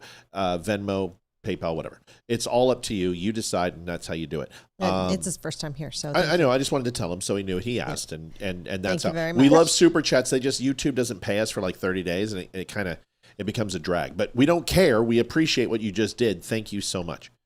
And that's very kind of you. Yeah, we do call-ins. Yes. Yeah, we do call-ins. Here, I'll put up the call-ins. It'd be nice if I put up the number. I'm sorry. In fact, we're going to be moving to pretty much all call-ins in the next 30 minutes because I don't think I've got much else.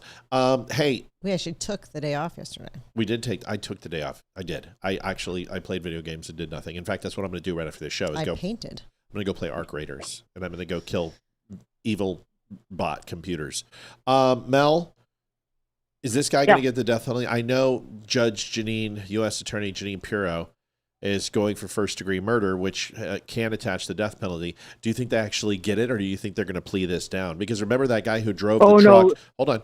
Remember the guy who drove the truck and tried to kill those ICE guys? The judge just released him. I mean, I don't understand, but what do you think? Judge Janine is not going to let this go. Yeah. Of anybody that is in charge, like now in Washington, D.C. is the U.S. like in Washington, D.C. where it happened. Yeah.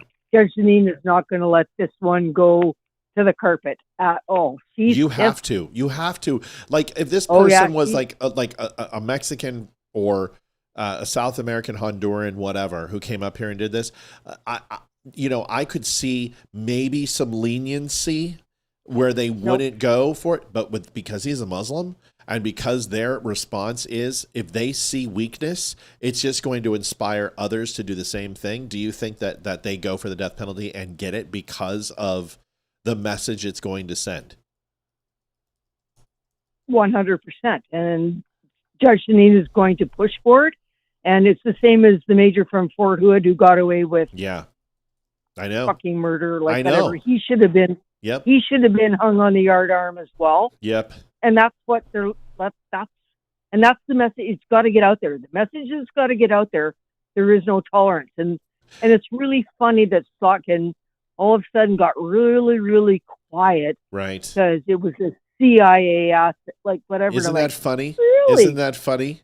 That Slotkin to shut up about that. You know what I'd love to see? Here's what I'd love to see. I'd love to get the father of that brave young woman in the National Guard and get her dad, get her uncle, get brother if she's got one. Yeah, brother, and put that person and hang them by chain upside down, put them in a black sack, and have them literally just beat him to death with a bat.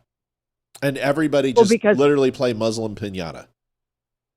Well, no, because that's what would happen in a Muslim country if you or I or anybody else committed any kind of whatever. I guarantee you we ain't getting away with any of this shit. So it's time for the Muslim world to wake up and going, hey, excited states, they've got to get rid of this bleeding heart. Like, I'm sorry, watching those grannies doing the thing through the Macy's Day parades and whatever. And I'm like, are you shitting me? I know. No, Woodstock is over. Like, the Vietnam, this is different. Like, you can take your little Palestinian hoods off. Like, but you know, I'm not serious. I'm just pissed. I don't want us to degrade ourselves and become, I don't want barbarism in the United States. I don't either. But I do want quick and efficient judicial justice.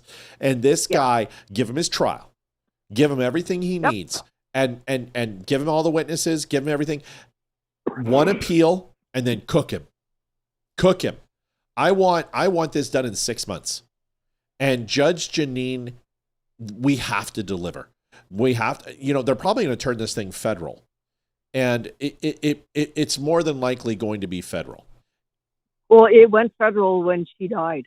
Oh, did it? Oh, okay. That's why Judge Janine, so Judge Janine recommended first degree murder, but then it's going to go to a federal. Okay. So now it's federal. So now there's no reason for this not to be quick, because the appeal could literally take 24 hours. Like you could sentence a death penalty and then it goes in. There's no governorship. It doesn't go to the governor.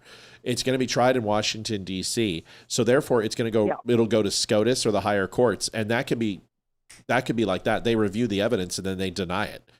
I mean, this guy deserves to be put to death quickly.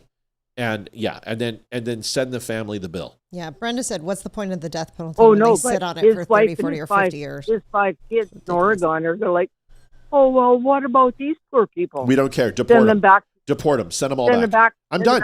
Yes. I have always been about legal immigration. I am 100%. I know there's people who cross the border illegally. Those people can stay. There's Mexican friends that my dad used to work at the golf course with. Those people have been here for decades, generations. I'm not talking about those people. I'm talking about the people who have come over here recently to milk the system, who have brought over their extremely low standards. These aren't people coming over and mowing lawns. These aren't people coming over and washing dishes. These aren't people coming over and picking fruit. They're coming over here and creating crime. They're imposing their will. They're anti-American. And yes, it's not just the Muslim population. You need to vet every single one of them. And if you don't pass the citizenship test, if you can't speak English, if you came over here and jumped the wall multiple times, you are out. There is no question. You put them on a bus and you take them across the border and you drop their ass off. And if they come back again, you tell them they're going to face federal charges. And those federal charges will be A, B, C, and D. And you can't you can't put these people in prisons. At some point, you're going to have to say to them, we're going to put you into hard labor. I'm serious. I don't know what else to say. Roadways and bridges need to be built. I agree 100%. Like, and it's if we don't start making examples of this kind of bullshit behavior, because apparently from what I've read and whatever, he's been living in his little paid for by the United States government apartment suite or whatever with his wife and his 5 kids, and he plays video games. He can't speak English very well. I'm like, wow. And I'm looking at the size of him. So he's living high off the hog with the United States government money. And then he goes and does this shit. I'm like, how about you start doing, chain gangs again? So how many more of them are there? I don't know, but every single of the 90,000 that you collected, At this point, you have to re-interview all of them. Well, look at that plane picture. I know. There was no vetting there. I know. I'm aware of this. He just went, everybody just jump on a plane. If you can fit in, we're going to shut the door because guaranteed there were no seats or whatever. You're all standing and you're all peeing on each other. So have a nice day when you left, like whatever. Yeah. And that wasn't the only flight that left like that. Why don't we just send them to Somalia? How many more? Send them to Somalia. They'll be slaves within days. You know, why don't we just send them to these countries that don't recognize and how they treat? Send them to Saudi Arabia. Watch what Saudi Arabia does to illegals. I mean, like at this point, how is this not? Everyone sees what's happening in Europe. Europe is losing its identity. Europe is toast. England is going to fall to the Muslims. 6 out of 10 politicians will be Muslims by 2033. I know. It's over. The Greek Coast Guard are running over immigrant boats and pushing it and whatever, because they're done. Like everybody's done with these. You have to be. Yeah. And everyone's like, it's inhumane. I don't give a shit. No, we've done enough. The United States has done enough. It's all males that are on these boats. Right. And we're trying to repopulate. So, and we're already not producing at a high enough clip to retain life in this country. We're behind the curve. You want to bring in birthing aged females? Sure. Okay, we could use more babies. But if you're bringing in all men and you're making it even harder, and the thing is that when you look at Muslims and you look at Hispanics, they have kids at like a 6-to-1 ratio to white people. And it's not about being white. It's not about being white. They breed like bunnies. Well, it's with blacks too. And Americanized Latinos are having less kids. Everyone's having less kids. And Muslims are having them at a 6-to-1 ratio. I mean, the average Muslim family is like 5.7. Is the size of their family. The average U.S. family is what, 3.25 now? You can't compete with that. Because the women have no choice. It's just like, here, I'm just going to rape you again, so let's have a nice day, because they're stupid. Well, it's not, because they have no education. It's like they're slaves. Well, that was the whole point. That's the whole point. They're sexual slaves. Well, so Western civilization is to our conversation last week. Western civilization is here in the United States of America. I don't even have faith in Canada anymore. I don't even consider Canada to be Western. No, I don't either. So that's it. We're the last bastion. Reagan said it best. The United States is the last bastion of freedom in the entire world. Is that the case? Because Europe's going to fall. Well, there's 2 lawsuits, and I put it in the chat earlier or whatever. There's 2 lawsuits. One's from some Palestinian blah, whatever, and another Palestinian whatever.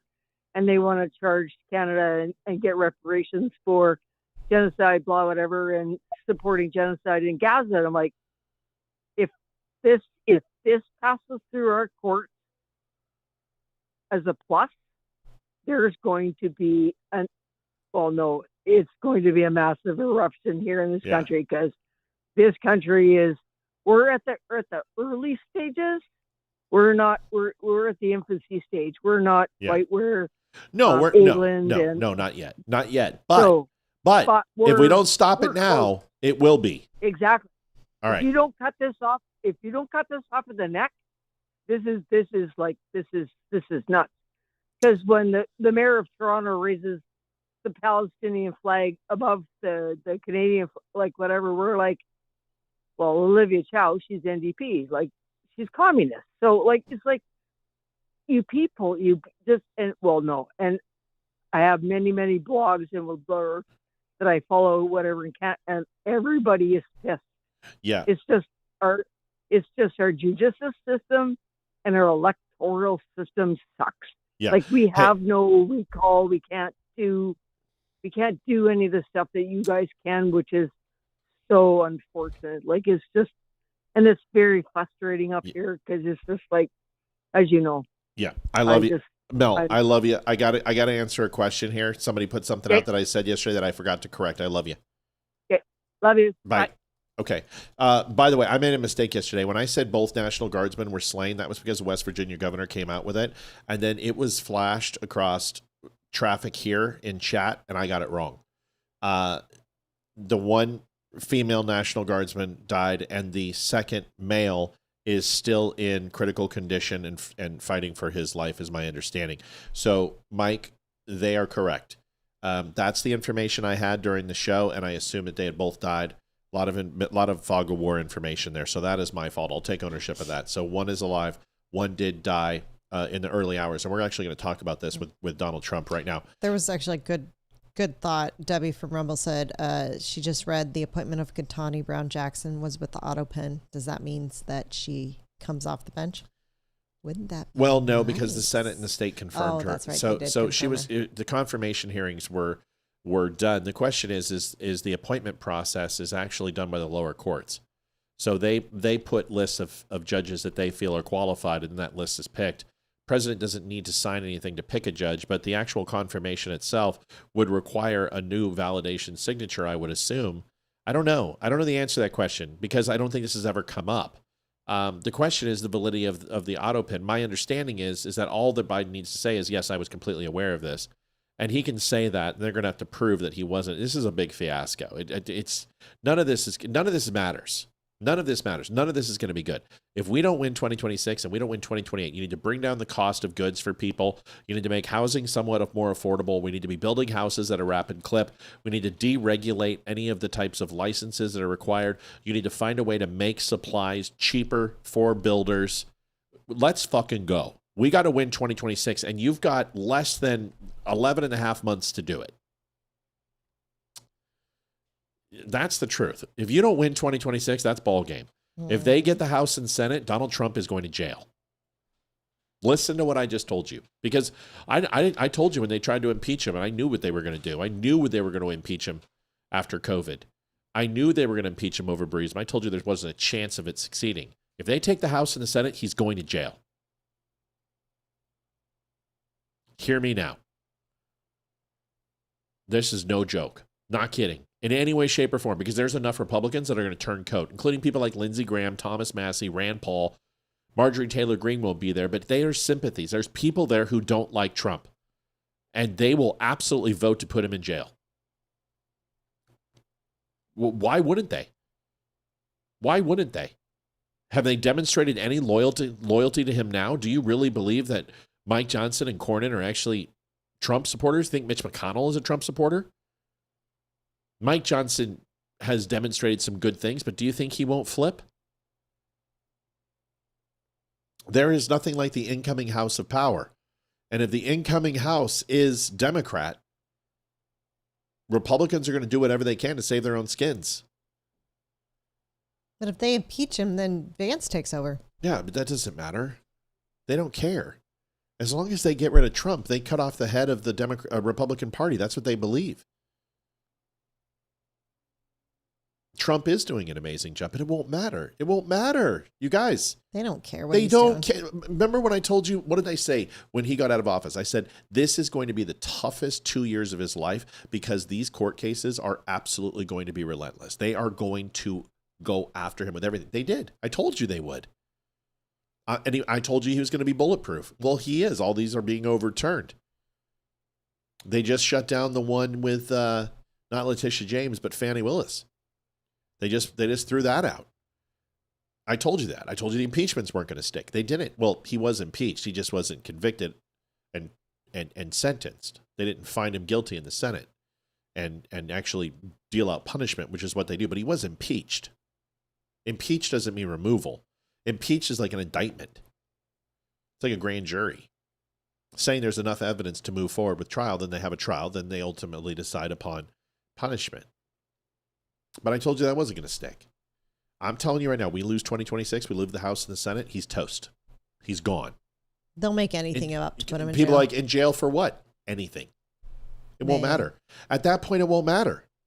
Because Republicans will lose face. Republicans are like, okay, we didn't win in 2018. We didn't win in 2020. We didn't win in 2022. We didn't win in 2024 outside of Donald Trump. We got our asses handed to us in just now.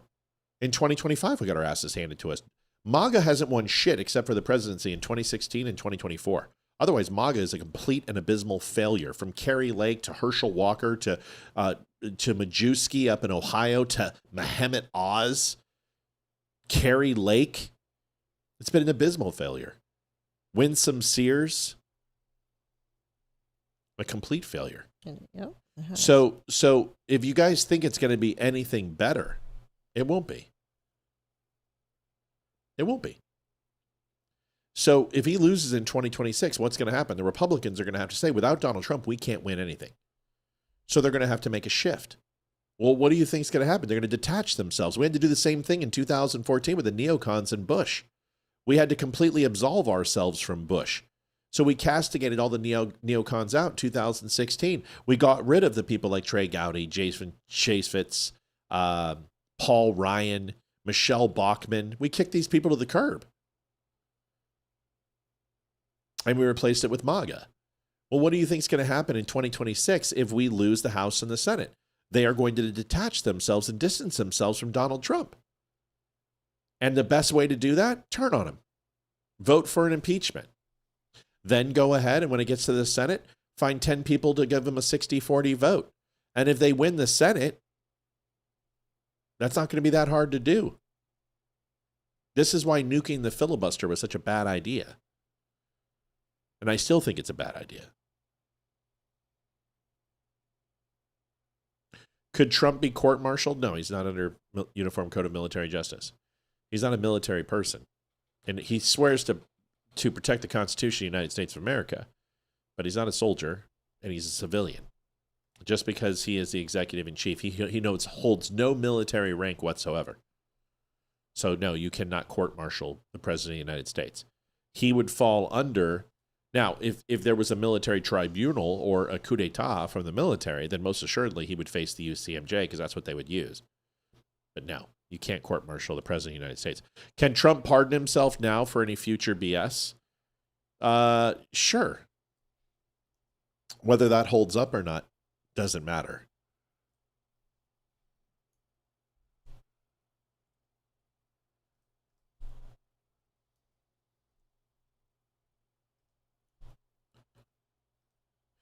What would they charge him with, and why does the Democrats not go to jail for crimes? Well, the same reason that because the Republicans have no spine.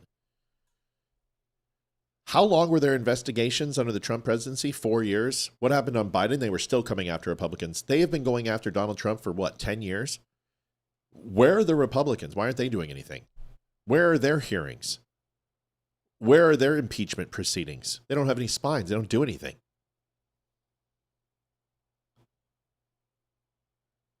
Right, they can accuse him of illegal order. They can accuse him of quid pro quo, overstepping the executive branch. They can try to use the 25th Amendment. They can say that his policies are racist. They'll say anything. It doesn't matter. You can impeach anyone for anything. You guys understand that there aren't impeachable offenses. It's high crimes and misdemeanors. So there's anything they can hit him with. They can go and say that it was his association with Netanyahu made him a war criminal. That's probably one that you'll see, is that the funding and the support of Israel and the attack on Iran were war crimes. The attack on the boats in Venezuela were war crimes. That he murdered those innocent fishermen. They'll lie about it. Come on. They got him on a rape case from E. Jean Carroll from a day she doesn't remember, during a year she doesn't remember, and a time she doesn't remember. And they gave her $97 million because she thinks rape is sexy and names her cat Vagina and paints rocks and trees. Sorry, Livy. I thought president can't do jail time. There's no such law. Richard Nixon was facing it. Before he resigned, Gerald Ford pardoned him. Gerald Ford pardoned him for that very reason, so the country could move on. Absolutely, a president can go to jail. Will one? No. But it doesn't mean they can't find him guilty. It doesn't mean the Senate can't actually convict him of the impeachment, because an impeachment process is the hearing, they find him guilty, and the Senate doles out. Senate decides on the guilt or innocence based upon the House's recommendation. Then they delve out the punishment. Not only removal, but jail time could be considered too. There's a lot of things they could do. That's correct. Pardons would only be federal and not state level too. That's correct, folks. We're at 133.39. We are in a desperate attempt. 14 minutes, and we're gonna miss our goal. So we don't want to do that, especially on one of the last nights of the month. And let's face it, we had to take a couple nights off this week, and we're hoping that we can hit it. Please, it is actually the last show of November. Yeah, we need help. We want to hit it. We want to hit it. Please, please, please. So what do you say we do? Can we fight evil? Well, I don't understand why people want to ruin our country by doing something like that. But this is the Democrats. It's what they do. It's what they do. Yes, she named her cat Vagina. It's not a joke. And she paints rocks. And trees. She's nuts. And she thinks rape is sexy. And Anderson Cooper's sexy, and too. She thinks people fantasize about rape. They do. Find it sexy. Where can I donate other than YouTube? thedumbshow.com/donate. Look at the lower left of the screen. Something's going to play right now. Watch this. See that? thedumbshow.com/donate. That is where you can donate to help the show. It's right there. Easiest way to do it. Hope that helps. I'm about to go. Sorry, boys want me to open my birthday gifts. Well, happy birthday, Melanie. Birthday. Did you go shooting today, you said? That's purty. All right, we got to play this. Happy birthday, Melanie.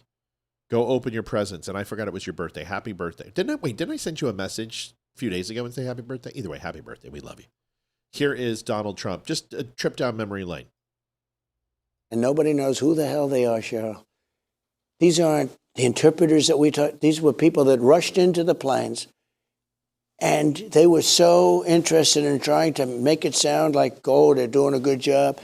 These people, many of these people are going to be terrorists, okay? They're going to be terrorists. They were very powerful. They were very energetic in getting onto the aircraft. They say they're vetting them very carefully with biometrics and documentation. They're not doing that. And you can't because there is no documentation. And nobody knows who the hell. Yeah. So the NGOs. Here is Trump's My remarks. great fellow Americans. And I want to play them all because this is excellent. I will put this up to maybe top 4 or 5 speech from Donald Trump. And I don't think you heard it either, right, baby? No. Okay. So, folks, it's going to take a few minutes. I'm going to refresh the goal here. Looks like we're at 133. The site doesn't load. Are you putting UMB? Because it's not dumb. It's THEDUMSHO.com/donate. Liv, did you put the link up? I sure can. It's not your PC. Let me make sure it's working right now. Watch this. We'll go there together. Okay. Which THEDUMSHOW.com. No B. Is it YouTube / or Facebook? Donate. Just put it in YouTube. Okay. thedumbshow.com/donate. See that? And then right up here, you can go to donate, but it's already there for you. He got it. I added a D. Yep. Yeah. Everyone thinks it's a play on words. It's supposed to be the dumb show because they call us deplorables and Nazis and everything else, but it's don't unfriend me. So it's stuck. I know people go, I don't understand. It's fine. Here is the speech from Donald Trump. This is important. I want you guys to hear this because this really, in my opinion, is his top 1 through 4. And then I've got a couple other videos to show you. I got to show you this Tucker Carlson and Piers Morgan one. Tucker is completely just lost his shit. He's just like Candace. Here is Donald Trump addressing the nation on the shooting in Washington, D.C. It's really good. Here it is. My great fellow Americans, earlier today on the eve of the Thanksgiving holiday, 2 members of the National Guard serving in Washington, D.C. were shot at point-blank range in a monstrous ambush-style attack just steps away from the White House. They'd been... Sorry, did you guys see the photographs, the still photographs of the shooter? It's like exactly where I told you he was and exactly in the position right in front of the bus stop, and the return fire was from exactly where I told you it came from. I'm just letting you know. Remember that guy came on and goes, oh, what do you know? You don't know any. Yeah, well, obviously we do, because you can assess the situation. You can look at the broken glass. You can look at the amount of people hit. You can look at the group they were standing in to understand that it was small arms fire, like we said. So once again, we got it right at the Dumb Show. Thanks. Deputized as part of the most successful public safety and national security mission. Joanne Townsend, happy birthday. I didn't know that. Happy birthday, Joanne. Happy birthday. Happy birthday.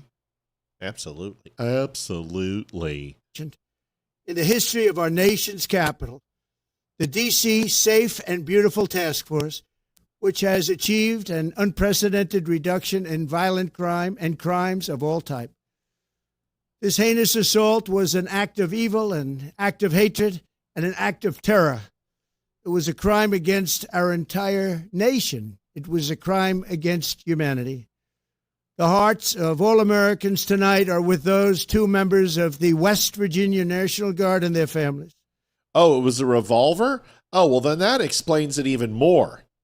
See, I told you it was low rounds. I knew it. Debbie Boggs donated $17.76. God bless you and your show. Thank you, Debbie. Thanks, Debbie. You guys, listen, how many times can we be right before people are just like, holy shit? I told you that it was like an 8-round mag, 10-round mag, because just the shot selection, how many he's going to miss, even if he was trained to be able to hit 2 targets, 6 rounds out of 10. If he went 6 for 6 in a revolver and didn't get a chance to reload, which I don't think he did because the exchange was just too fast, that's an incredible thing. And it's my understanding that the young lady was hit at least twice, and so is the other gentleman. That means 2 misses, 2 errant rounds. I'm not bragging. I just there's just basic things you would just go, okay, in this situation, he only hit 2 people. He had a handgun. He had 17 rounds and he only hit 2 people. How? Firing en masse, you should have hit more. Okay, well, maybe he had a smaller round capacity or his shot selection was shit. Well, his shot selection wasn't shit because he got 1 kill most assuredly and maybe 1 other. And he hit multiple targets. So that means he's a good shot. So we had to have low rounds. Now that it's a wheel gun, that completely makes sense. 357 Magnum. Well, that explains the penetration power too. See, y'all? Gotta listen to this show, man. We know what we're talking about, damn it. JD Stillwell donated $10. I've missed you guys. Hope you and all the dummies had an amazing Thanksgiving. You too, JD. Hope you're doing well, man. Just remember, we said it. We said it. That's impressive. I gotta give ourselves credit for that. And we even talked to you about where it came from and how he interacted. And that's just listening to initial reports. Here's the rest of President Trump's speech. I'm sorry to interrupt. Go ahead, Libby. Libby's got to put one in. Clarence Wilson. I'm assuming that's our friend from YouTube. From YouTube, yes. All right, Clarence. Appreciate you. Great name, Clarence. What a wonderful name. $50. Thanks for being awesome. Thank you for helping us out. We really appreciate it. We appreciate it. Yes, Clarence. Thank you. Here's the rest of the video. The love of our entire country is pouring out for them, and we are lifting them up in our prayers. As we are filled with anguish and grief for those who were shot, we're also filled with righteous anger and ferocious resolve. As President of the United States, I am determined to ensure that the animal who perpetrated this atrocity pays the steepest possible price. I can report tonight that based on the best available information, the Department of Homeland Security is confident that the suspect in custody is a foreigner who entered our country from Afghanistan, a hellhole on earth. He was flown in by the Biden administration in September 2021 on those infamous flights that everybody. No, it's not hard to hit people with a small arm in any way, shape, or form. It depends on shot selection. It depends on range, but yeah, and also practice. I'm amazing with a sidearm, and a lot of people who've sent rounds down range are as well, and that's great. And more people are killed with handgun than an AR-15. 12% of shootings are done with an AR-15. It's ridiculous. The rest are handguns and shotguns. So no, a lot of the mass killings that you've seen overseas and even in the United States are done with handguns. Handguns are extremely lethal. My point is that's why I was shocked that this guy, I knew he didn't have 17 rounds because there weren't more people hit, and the exchange of fire didn't go on that long. So he had a revolver. He unloaded the revolver, and then that was it. Exchange of fire took place. Supposedly he was hit, and then they grabbed him and beat the shit out of him. But it led me to believe that he had less rounds than a standard capacity, magazine. And in this case, I said 8 to 10 shots in a concealed carry style gun, like a Glock 43 or something like that.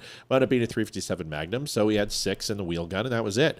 He probably didn't have a speed loader, didn't get a chance to reload because they were returning fire, and the distance was only probably 15 to 20 feet in the exchange of fire based upon the initial doorway that they were in and broke to, and his position, which was behind the bus stop. So I'm in agreement with you, man. If people say that handguns aren't an effective killer, they haven't used them, and they don't know what they're talking about.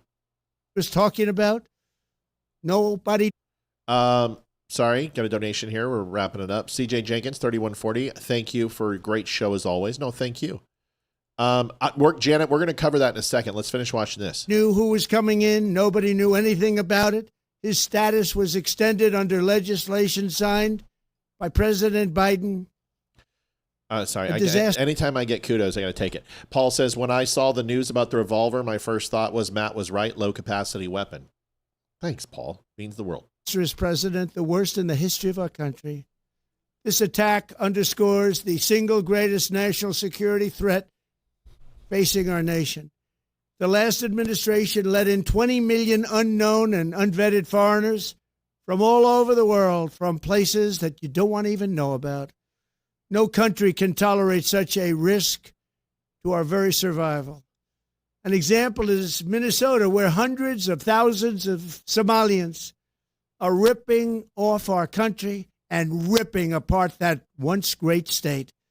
Billions of dollars are lost, and gangs of Somalians come from a country that doesn't even have a government, no laws, no water, no military, no nothing.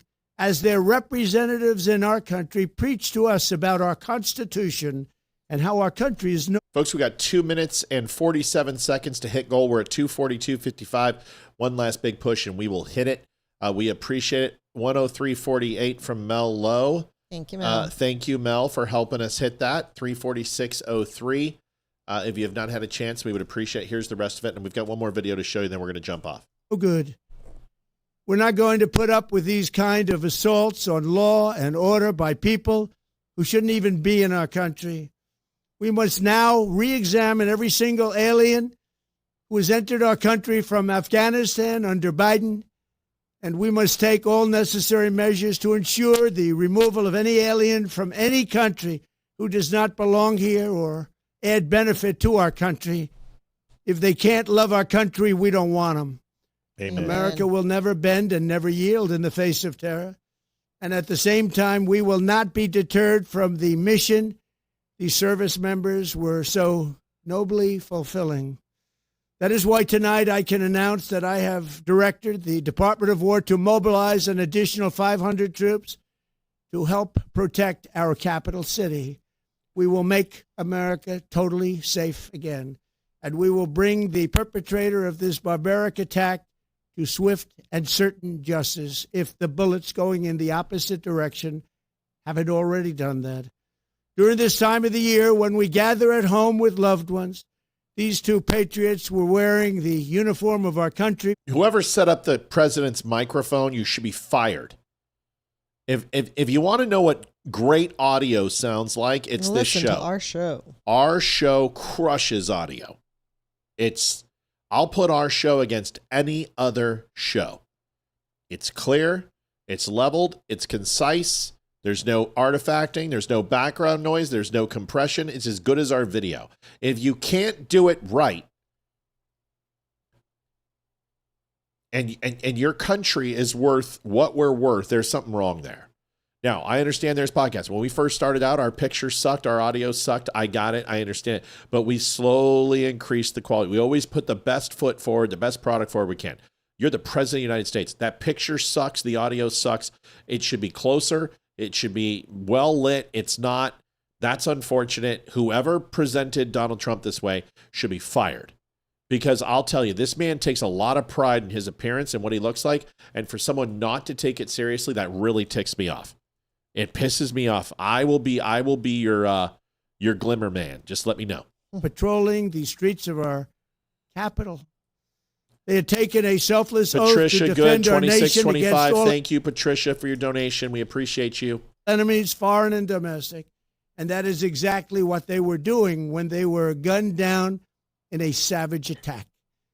I want to express my extraordinary gratitude to every member of the United States military who is deployed tonight at home and abroad. I also want to thank the Secret Service and the D.C. Metropolitan Police Department for their work today. This Thanksgiving, I ask... All right. I'll take it. I will take it. You know, and it's a fantastic speech. Mr. Hollandaise, love you guys. Thank you so much. We love you too. Appreciate it. Mr. Hollandaise, thank you so much. I got to show this video. Thank you, Maddie. You're the best. Happy Thanksgiving to you. Happy Thanksgiving to everybody. I'm sorry I didn't say happy Thanksgiving to everybody. We got our Christmas tree up, by the way. Olivia did a great job with the kids today. They did it all. I did nothing. I played games and watched. Well, I did majority of it. Look at that. Look at how pretty that is. Isn't that nice? Mm-hmm. Oh, that's before we got the lights up on Still beautiful. The banister. It looks wonderful. We got a fire going right now. Listen, Tucker Carlson. Okay, I'm not here to rip on Tucker Carlson, but I'm going to anyway. Okay? This is by far, like, here's what it is. I'm not going to apologize for Hitler and defend Hitler, but let me go ahead and defend and apologize for Hitler. Tucker Carlson, there's something really wrong with him. And he has turned a corner once Fox took the leash off. And this I got to give it to Piers Morgan. The way he listen, I don't like the Brits.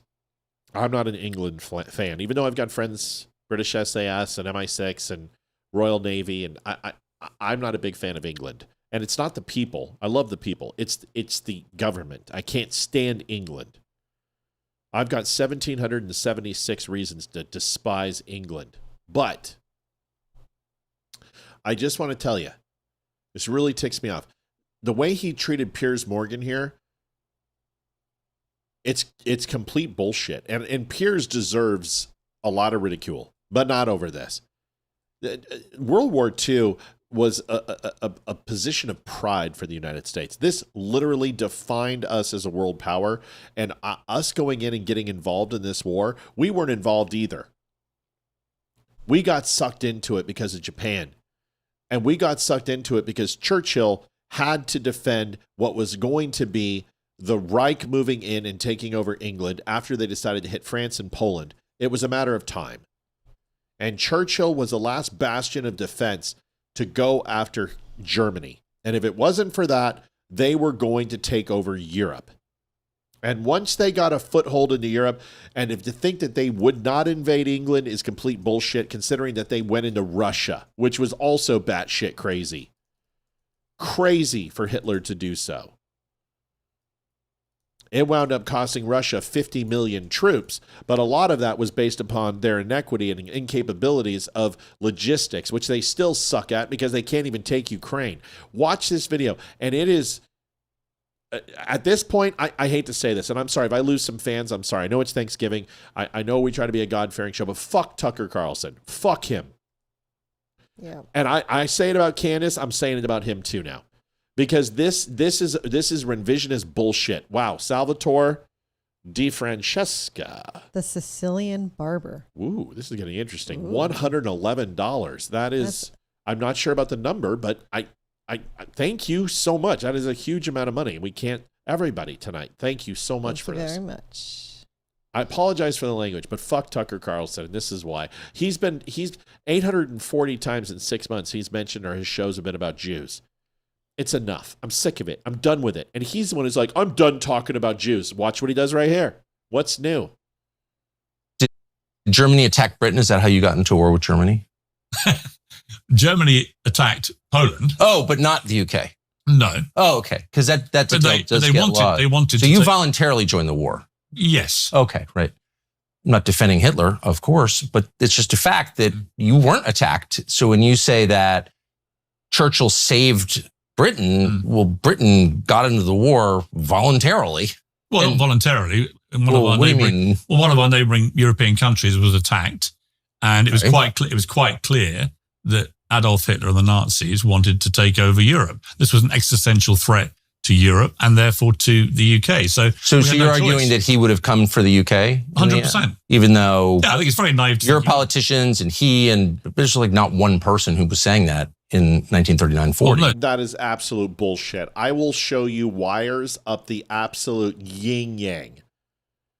Everyone, the British Parliament was not saying it. Winston Churchill was saying it.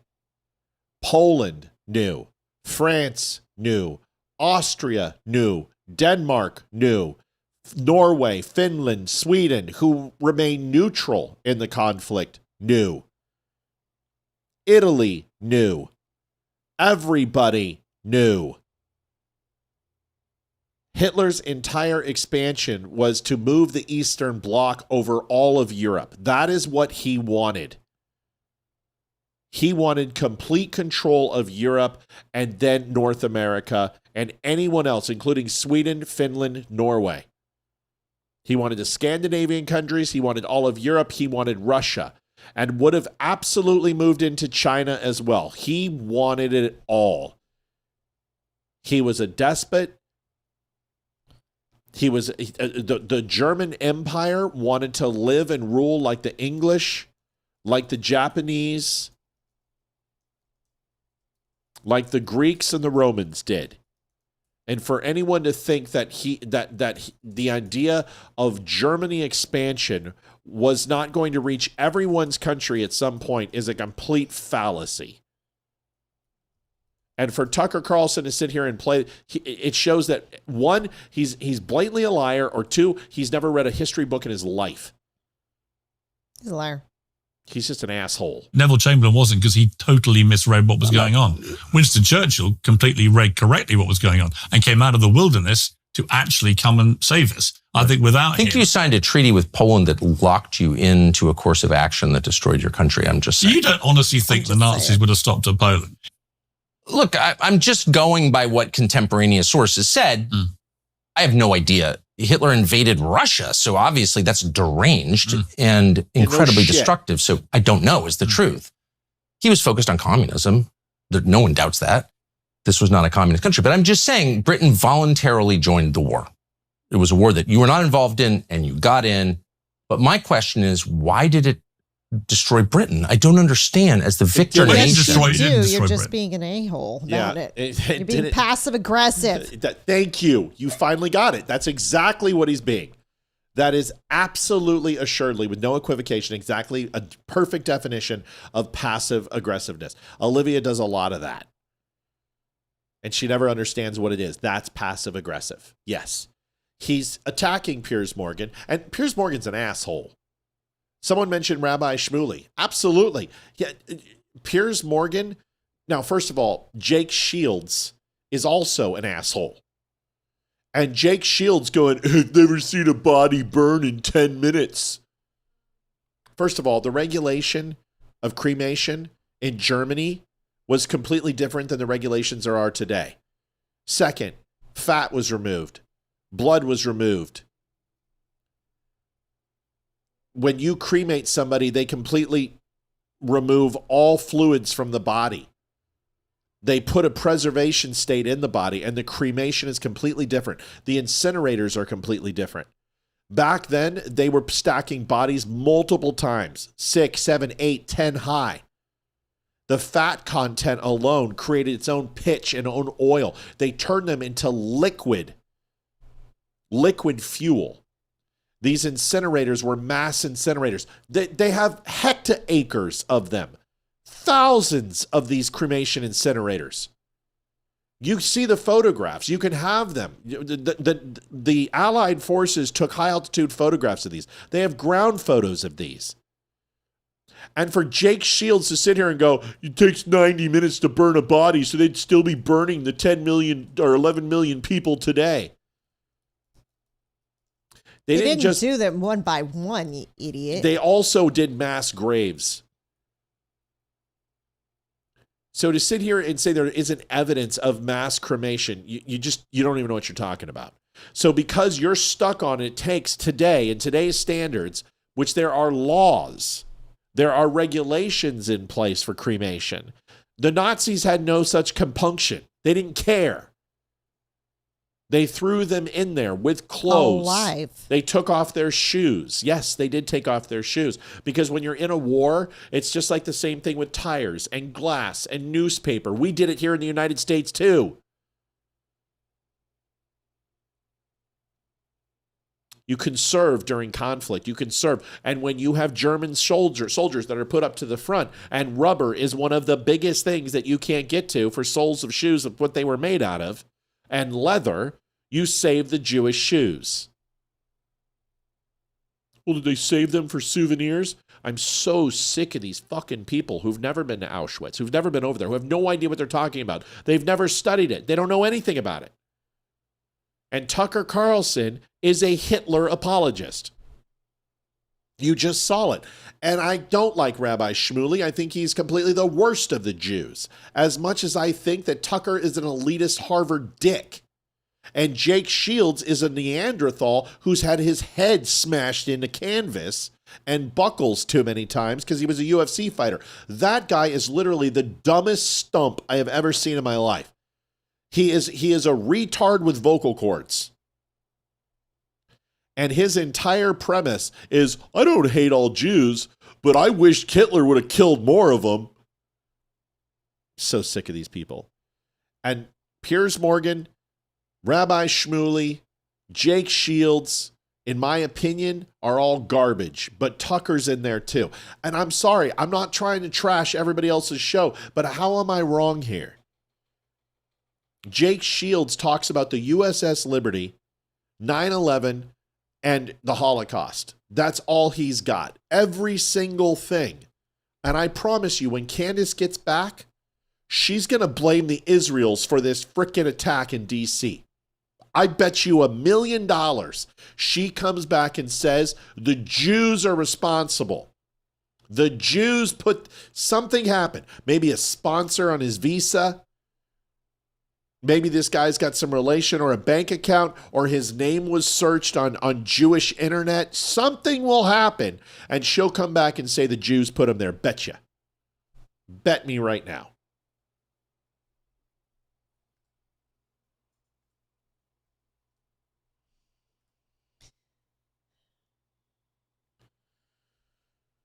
Maydon says, you should stop right now. Not every woman you see here is a scammer. Don't spoil my reputation. I beg a damn of you shit.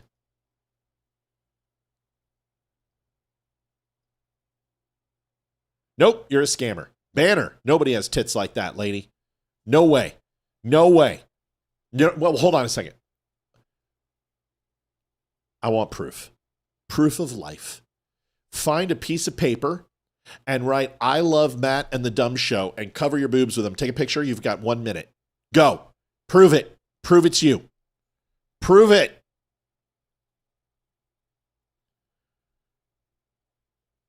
Did you already ban her before? She might send it. I'm not even. She might send it. Just wait. Thomas says, it was a Jewish laser mindbender guidance system. Just ask her. Exactly. So, if I say Yitzhak Rabin was not a fascist, but Netanyahu is a fascist, am I anti-Semitic? No, because I don't think calling someone a fascist is a form of totalitarianism and authoritarianism type government. It's like calling someone a Democrat. It's like calling someone a socialist. Can't get into her thing. Fascism is a form of government. Fascism, well, it's antithetical to government, but fascism is totalitarianism and authoritarianism. Now, if you say he's Hitler, I'm going to challenge you. If you say Netanyahu's Hitler, I'm going to challenge your ass. But if you say he's fascist, no, it's not anti-Semitic at all. But I would also question you why you think Netanyahu's actions are fascist. Now, if you ask me, did he execute a war indiscriminately? I would disagree with you. Because the death ratio of civilian to actually military combatants from Gazans and Palestinians and Hamas, and you look at every major conflict over the last 120 years where they've actually taken that stat, and those are wars all over the world, the Jewish death ratio from civilian to enemy combatant is absolutely infinitesimal compared to what other countries do. To execute and propagate the size of the war that Jews did against Gazans, Palestinians, whatever you want to call them, Hamas, the ratio to civilians to enemy combatants was the best we have seen in any modern conflict in the last 120 years. So do I believe that the Jews purposely tried to commit a genocide? No. No, I don't. Not in any way, shape, or form. Do I believe? It's okay. Do I believe that civilians were killed? Sure. But did the United States kill 1 million Arabs? We did. So is it war crimes for us? Are we fascists? Are we imperialists? Are we mass murderers? Did we commit genocide? If the answer is yes, then yes. In Dresden, we killed 45,000 Germans in one night, civilians. We burned them alive. They turned into liquid goo. It got so hot. The city of Dresden burned down. It was the Beverly Hills of Germany. Is that genocide? We killed more Germans in Dresden in one night than the Jews did in the entire 2 years of propagation of the Gazan conflict. One night. The air raids from the British Air Corps and the United States, U.S. Air Corps, U.S. Army Air Corps, literally liquefied people in cellars. It got so hot. Was that genocide? Let me ask you a question. We liquid flashed, or liquid boiled and flashed in nanoseconds with 2 atomic bombs. Hundreds of thousands of Japanese civilians in 2 strikes. Was that genocide?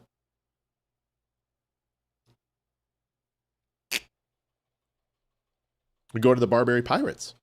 We can go to the Crusades. We can go to the Romans, what they did to the Christians. We can go into Mogadishu. What is genocide? Was the Holocaust genocide? European Jews literally killed by the millions. Was that a genocide? Sure. What about Russians? What about Bosnia and Herzegovina? That was genocide. So was Netanyahu performing an ethnic cleansing? No, it's completely ridiculous. Israel is one of the most accepting ethnocentric places in the world. It is the only place Western civilization is even remotely accepted in the Middle East. They have Kurds, they have Sunni, they have Shias, they have Arabs, they have Orthodox, Greeks. They have people from Rome. They have lesbians and gays working in their cabinets. They've got ultra right wing, republic-based independents. Their form of the liberal party. They have socialist party inside Israel.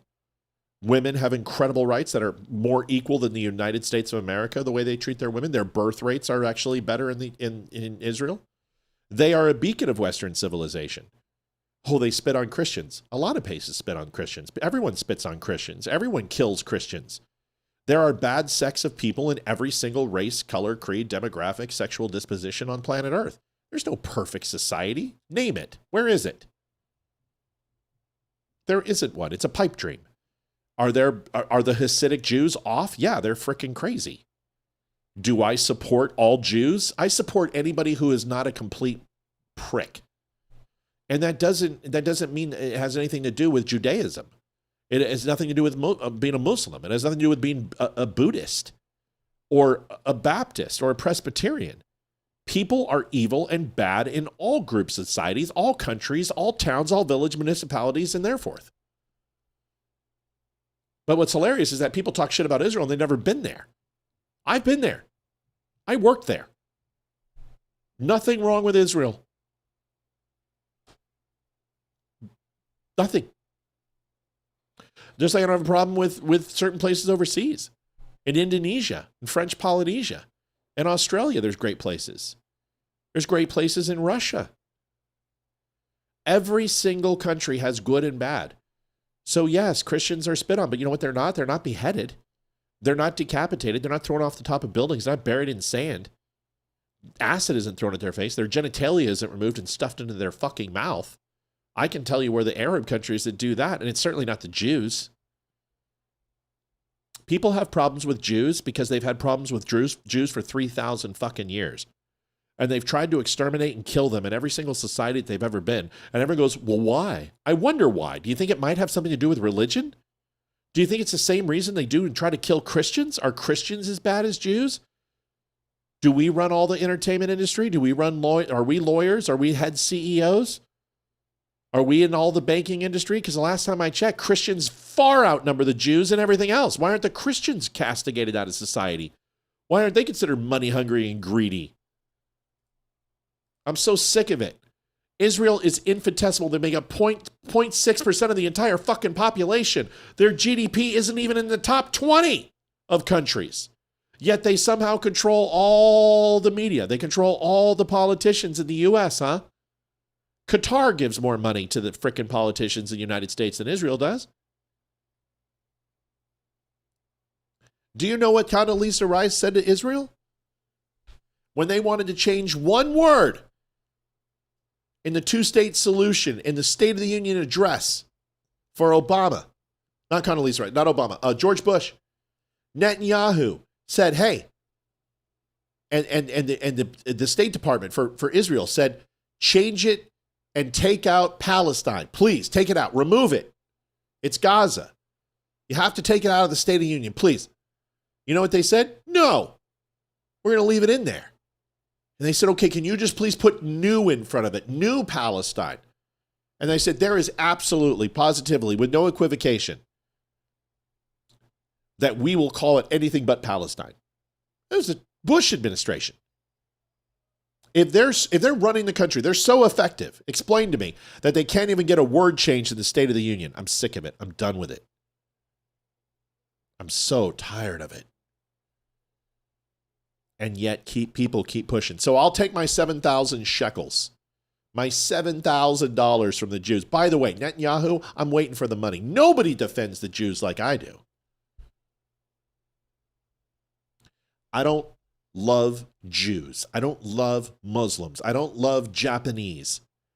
I love people who care about their fellow man and treat them with a level of respect. And I have lived just about everywhere. And I have mingled with every type of race, color, creed, and sexual disposition and religion. And I love good people. But the people who are evil, the people who are trying to separate and divide us, are not just Jews, are not just Qatarians. There are Americans and the people with the microphones and the people with the cameras that are trying to tell you that there is one group of people that are responsible for all the evil in the world, and that is not the way Satan works. He's never worked that way, and he imposes evil upon the people who are weak-willed. I'm sick of it. So there's the answer to your question. Sorry if it came off as I'm pissed at you. I'm not. I'm pissed at everybody else. Joanne Townsend, $10. Thank you very much. Appreciate it. Thank you. That's all I got. Hey, and I want to be clear. I disagree with Netanyahu on some things. Okay, I have answers that I want to, but I can explain why the reaction time took so long, and it wasn't 8 hours. That's a lie. And do I think that Netanyahu is the future of Israel? No, I don't. And do I think Trump particularly loves Netanyahu? No, I don't. But I'm not going to sit here and just jump on the I hate Jew train when I'm the one that told everybody 2 years ago. Liv, what did I tell him? Remember the two things? Yep. That Israel's going to wipe Gaza off the face of the earth, and that you're really going to find out who hates the Jews. And I said that on October 8th, that they're going to give them 30 days to stay, and then they are going to obliterate Gaza off the map.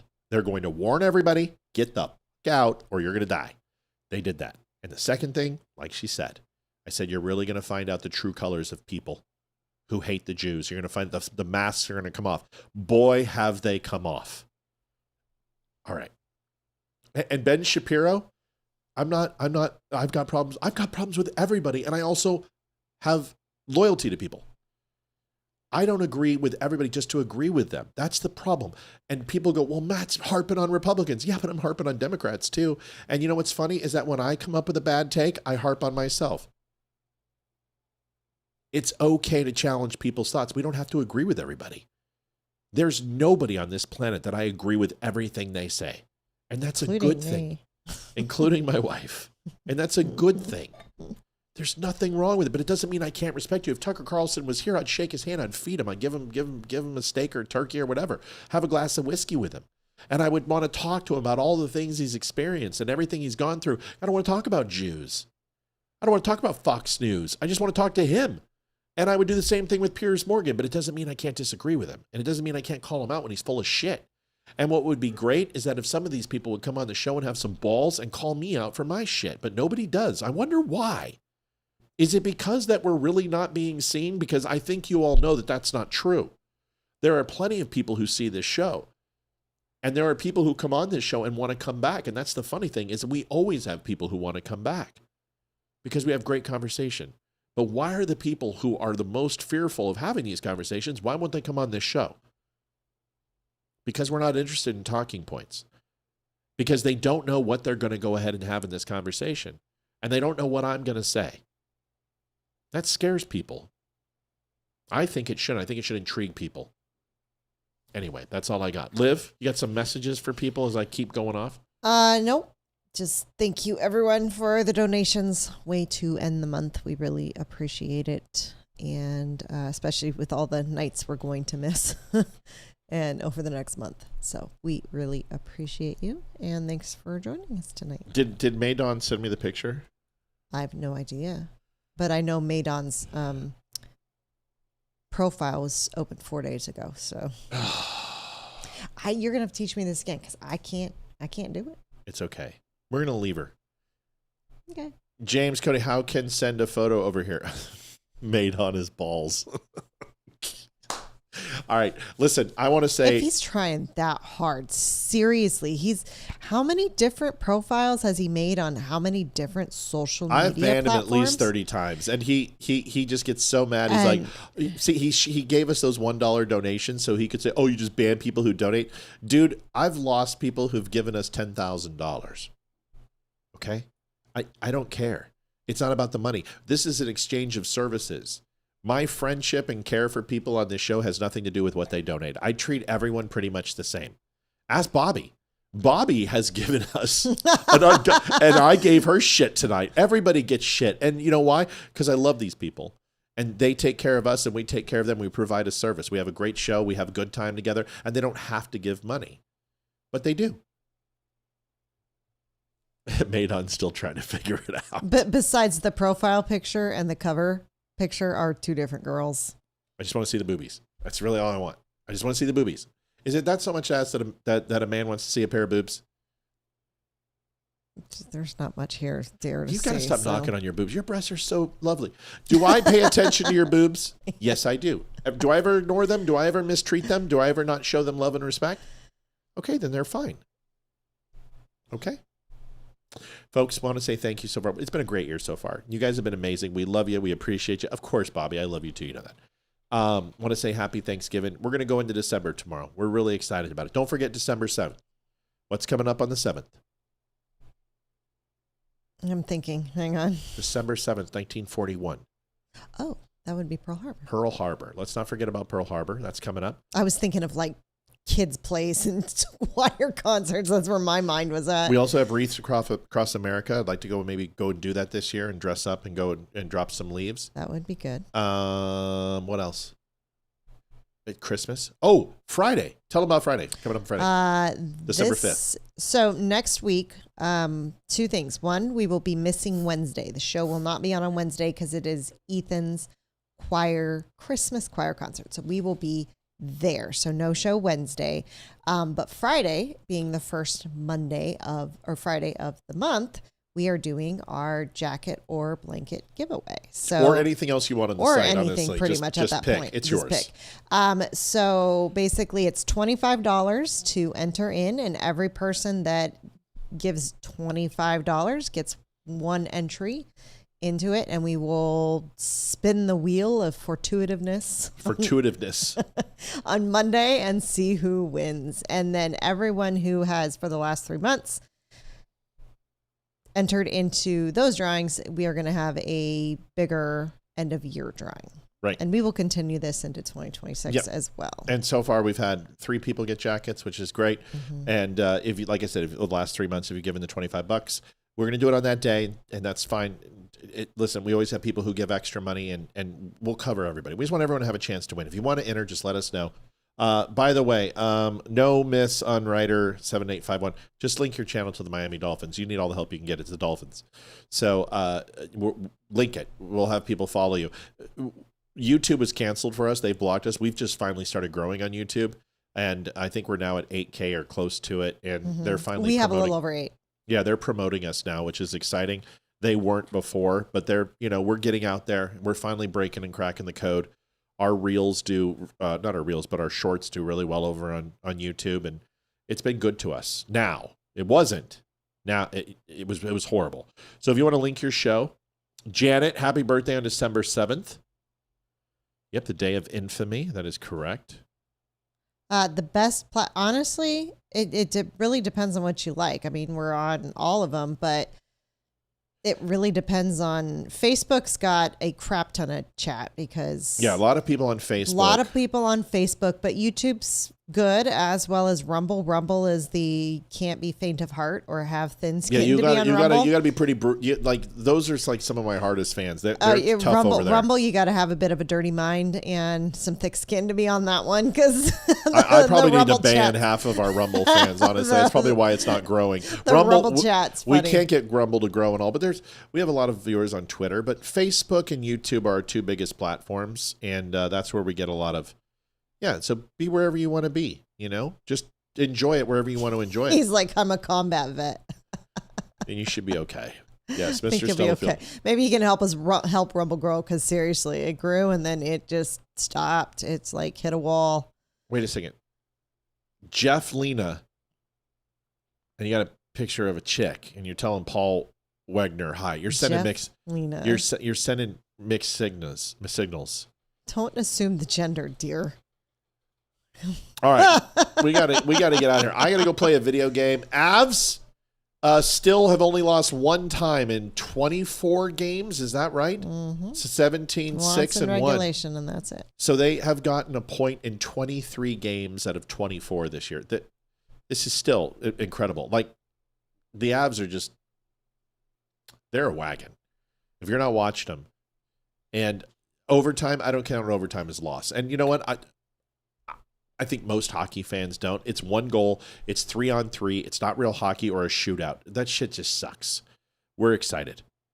All right, we're out of here. See you guys to Monday. Yeah, Monday. To Monday. See you to Monday. Enjoy your weekend. Have a great weekend. We appreciate you. We love you. Hey, go buy some coffee, some hats, whatever. Go to thedumbshow.com/donate. We have the best hoodies in the world. You got to order by the 10th and to guarantee to have it under the tree. We're going to get the Christmas sweater launched probably tomorrow, and go buy some stuff. Everyone, God bless. We love you, appreciate you, and we'll see you soon. Bobby, don't be upset about the Avs. It's not a big deal. I forgot you're watching them. You can't be upset.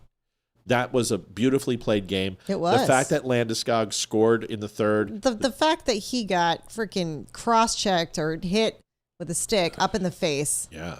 And went down and then got back up another play and scored a goal. Well, and then was hooked. And then the second effort of kicking it top. It's quintessential Landeskog. And if Landeskog gets going, forget about it. Nichushkin's still out. Brindley's still out. Logan O'Connor's still out. We have a first line for most teams out right now. Come on. We're getting out of here. See you guys tomorrow, Monday. To Monday. See you then. Bye. Night, y'all. Transmitter output. This is the Don't Unfriend Me Show with your hosts, Matt, Leroy, Amy, and Olivia. Geopolitics, military analysis, and election coverage. Coming to you live on all major social media channels at The Dumb Show. Honest, direct, unfiltered. We can agree, we can disagree. Just don't unfriend me.